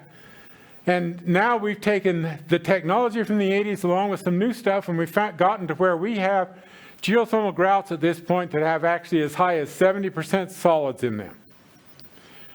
But again, they're not all the same, so you can't have the same pumping equipment on all of them. So with well seals and grouts, you can do nothing. You can leave the bentonite fluid in the borehole, backfill with cuttings, pour bentonite down the borehole, pour through a trimming pipe, pump through casing, pump through a trimming, neat cement, cement with additives, which becomes concrete, or it becomes retarded or enhanced cement and bentonite plus additives and chemicals. Make sure that whatever grouting method you're using, it's right for the area you're grouting, and it qualifies with the state rules. Requirements for an effective annular seal that it gives you, you have to have effective pre-planning. Don't wait till you're done drilling the well to decide what you're going to grout with and where you're going to get it. Have it there when you start. So when you're done, you're done. Have an effective drilling program, an effective casing program, an effective sealing program, and remember that the successful seal begins before the first turn of the bit. Cement and bentonite are some of the many tools for us to use, but they can't fit every application. So the question is the one we're using the right one for that job? Is it performing as it should? And are we in compliance with the law? Where do we go from here? We're either part of the solution or part of the problem. So let's match the tool to the job. All tools are good. Some just might not be the best one for this job. Effective grouting is a way to differentiate yourself from your competitors. Plan the grouting process before the job, and then go to the homeowner or the well owner and tell them what you're doing, why you're doing it, and why it's going to cost them more money. Because you have to charge for that, because it's costing you money. You need to charge for that so you can stay ahead of the game. and be like Kenny Rogers. Know when to hold 'em, know when to fold 'em. If you can't do the job right, don't take it on, walk away. Always remember to be in full compliance with the regulations and local laws. Our goal is to get a glass of potable drinking water. Only 10% of the Earth's surface water is potable. 99% of that comes from water wells. Water is critical to life. You can live 3 minutes without air, 3 days without water, and 40 days without food. So it's extremely critical for us. We need to protect the aquifers, optimize the well for long-term water production at the highest possible volume, maximize the aquifer potential, and you need to make a profit, or you just as well go home. If you don't make a profit, you're just getting extra experience, and you don't need that much experience.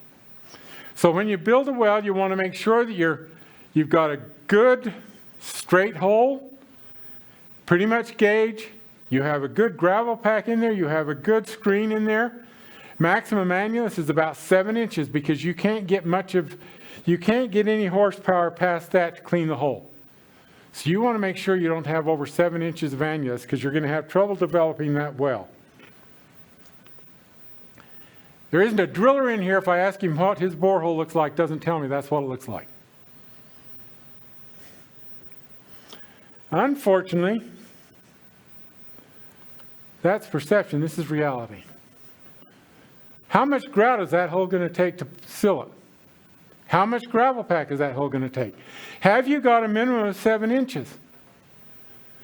And that's one of the advantages of properly planned drilling program and drilling fluid, is keeping that borehole gauge so all these things work for you. You want a nice, thin, tight wall cake on the face of the borehole to keep the cuttings and other stuff from going out into the formation.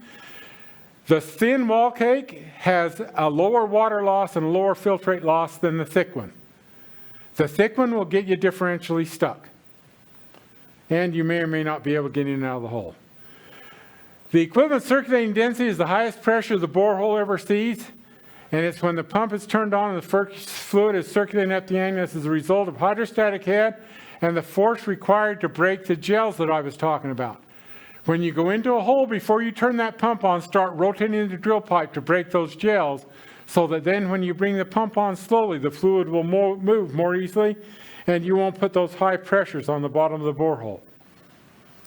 The fracture gradient is the point at which the hydrostatic pressure exerted by the fluid column exceeds the pressure exerted by the formation. This is what fracking is all about. We all slam the oil field, but guess what? Water well industry was the first ones to use fracking. Stick a dynamite down a borehole to get more water out. Used to happen all the time. Still does occasionally. And it's different for every formation as a result of individual geological characteristics and stresses. Use the correct tool for the job. Success begins before the first turn of the bit. 6 P's of success are proper planning and practice prevent poor performance. So plan your work and work your plan. For success, you need pre-planning. You need to know the geographic location. Or if you're going to be able to get your rig in there. How hard is it going to be? What time of year is it? What are the offset well information? We've gotten pretty good at recording things, and so we can go back and find out what other wells have had in that area as far as pressures and other things. If you've got that, then you know whether or not you're going to have an artesian floor, you're going to have lost returns, or you're going to have gravel, or you're going to have sand. Know what material and equipment you need. The drilling rig, the pumps, the mixing equipment, the casing accessories, drilling fluid additives. Are you going to need Baroid to control the pressure flow? Know what you're going to have to need for your development program. And in my world, it's better to be looking at it than looking for it. I hate it when somebody says, I need this, and oh yeah, it's going to take me 6 hours to get it here. Or on a job up in Idaho, finished the well. They drilled it full bore. Insisted on drilling it full bore. 1,100 feet, one pass, 24.5 inch. The driller called me and says, I'm having problems. I went up and looked at it. He's a conventional circulation, 4.5 inch drill pipe. He's got 4 mud pumps and a booster. I took the numbers and ran them. We like an annular velocity around 120 feet per minute uphole velocity. He had 15. Nowhere near enough to clean that hole. And I could see that there were no cuttings coming out of the hole. I looked at him and I said, you don't have enough pump. I said, you can't circulate that hole at the rate of speed that it needs to be circulated to keep it clean. You're going to have to make some other changes. He says, oh, bolt thrower. He says, I will get another pump. And I says, well, that's a cool idea, but you already can't pump what you can push. Because you got more pumps right now than your drilling plumbing will allow to go through there. So we can't do that. That's not going to help. So we changed the way he drilled. We changed the way how fast he drilled. We changed the characteristics of the drilling fluid. We got that hole drilled. The geologist looked at him and says, okay, now we'll log the hole and design the casing and order it. He looked at me and if he was concerned before, he was really concerned now. And I said, you're in trouble. He said, I know. So we talked about what he needed to do, and he did it. And I said, you're 90 days from being able to run casing. And that's about what it was. I says, call me as quick as you know the casing's on its way, and I'll come up. So then when he got done, now this is bentonite fluid in this borehole, sitting there for 90 days. Remember about the plugging that bentonite does to valves? Bentonite fluid sitting in this borehole for 90 days. Came back. We ran in with the same bit and just reamed the ledge off the hole. Came out, ran the casing in, pumped water backwards through the screen while we dumped the gravel pack in, completed that well. They wanted 1,100 gallons a minute. When they first turned the pump on, all they had was 500. No, they wanted 800 gallons a minute. First turned the pump on, they only had 500. After a day of pumping, they had 1,100 gallons a minute out of that well. They were ecstatic and everything went well. So make sure that you know what you're doing and don't wait till the last minute to plan. You need to know your overhead. You need to know what your fixed costs are. What does it cost you to stay open? And guess what? Your wages are part of that. Make sure you know what it costs just to have the doors open. Figure something in there for equipment replacement. You don't want to use the same drill 30 years from now you're using today. You want to be able to upgrade and have a better quality or new technology out there. Have a target profitability. The NGWA has a drilling cost calculator and a pump installation cost calculator. They're both free. Get those and use those to help you figure your costs. Make sure you charge what you have to make your level of profit. Because you're no good to anybody if you go broke. So you want to be able to stay in business. You want to be able to do a good job. You want to plan for potential issues. And you have to be like Clint Eastwood. You have to know your limitation. A man's got to know his limitations. And whatever else you do, don't get it overloaded. Common problems are borehole instability, water-activated clays or shells, formations that swell and become sticky, sloughing shell, formation material incorporates into the drilling fluid, borehole erosion, poor sample evaluation, casings and screens that won't go to bottom, and it can be because you didn't have a big enough annulus. I know a place just fairly close to here where they drilled a well that was 24 inches to run 20-inch pipe with a 2-inch tremie on the outside of it, and wondered why they got stuck trying to go in the hole. I don't know how many of you ever tried to be in 20-inch pipe, but it's pretty tough, and you can't do that with a 2-inch annulus. Poor sample evaluation, casing and screen that won't go to bottom, poor production because of limited or reduced specific capacity, extended development time, erosion factors, stubborn turbidity levels, and poor annular sill and zonal isolation. Understand your costs, understand the scope of your work, understand the potential problems, understand your goals and the goals of your client. Know the limitations of everybody involved. There's no silver bullet. Formation's different everywhere you go, especially in the West. You can move 50 feet and have totally different problems. Clear expectations make it easier to achieve the desired and approved results. Be part of the solution, not part of the problem. If it's beyond your scope, walk away. Plan your work, work your plan, work safe, work smart, have fun, and make money. And use your vendors. If you need advice on a pump, on a drill rig, on a drilling fluid, That's what your vendors are there for, is to help you figure that out so you've got the right product out there and you don't have problems later.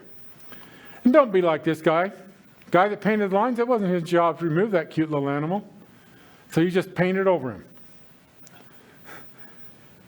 Any questions at this point? So points to remember, pre-plan your drilling program, and because you've pre-planned it, you need to include a program in your plans. Typically, engineers will ask for a drilling fluid program with their quotes. Monitor your drilling fluid properties regularly so you know whether or not you've got the right drilling fluid properties in there. Control the drilling fluid. Make sure you control your vis and weight. The 2 units of equipment there, the scale and the mud funnel, are critical. Monitor and control your speeds when tripping. If you go in and out of the hole too fast, you're going to cause yourself a problem. That's how you clean a toilet. If you go in too fast, you put too much pressure on the bottom of the hole, you break down the fracture gradient, you lose returns. Come out too fast, you suck the wall cake off the wall of the hole. If the formation's unstable, you suck the formation in, and now you got to go back and re-drill that whole hole. Monitor how fast you go in and out. Control your solids. Remember that higher penetration rates increase the need for maintenance of drilling fluids, and you have to have solid control. Use the correct products properly. Plan your work and work your plan. And again, in my world, we borrow the Earth's resources from our descendants. Let's leave it better than we found it, okay, guys? Remember, if you need help from any of your vendors, we all make house calls. That's it.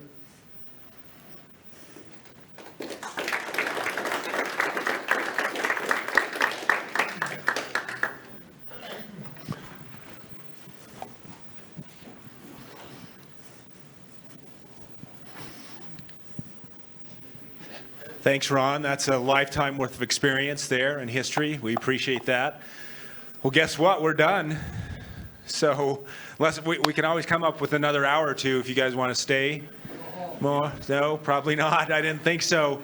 So this is it. I'm going to be around if you have questions and whatnot. Ron, and I see Matt and Steve are still here. If you have questions for them, please don't hesitate to do that. Before you leave, if you need the certificate, please grab that. They're up with Kelly there to give you that certificate. Otherwise, thanks for coming, and we appreciate it.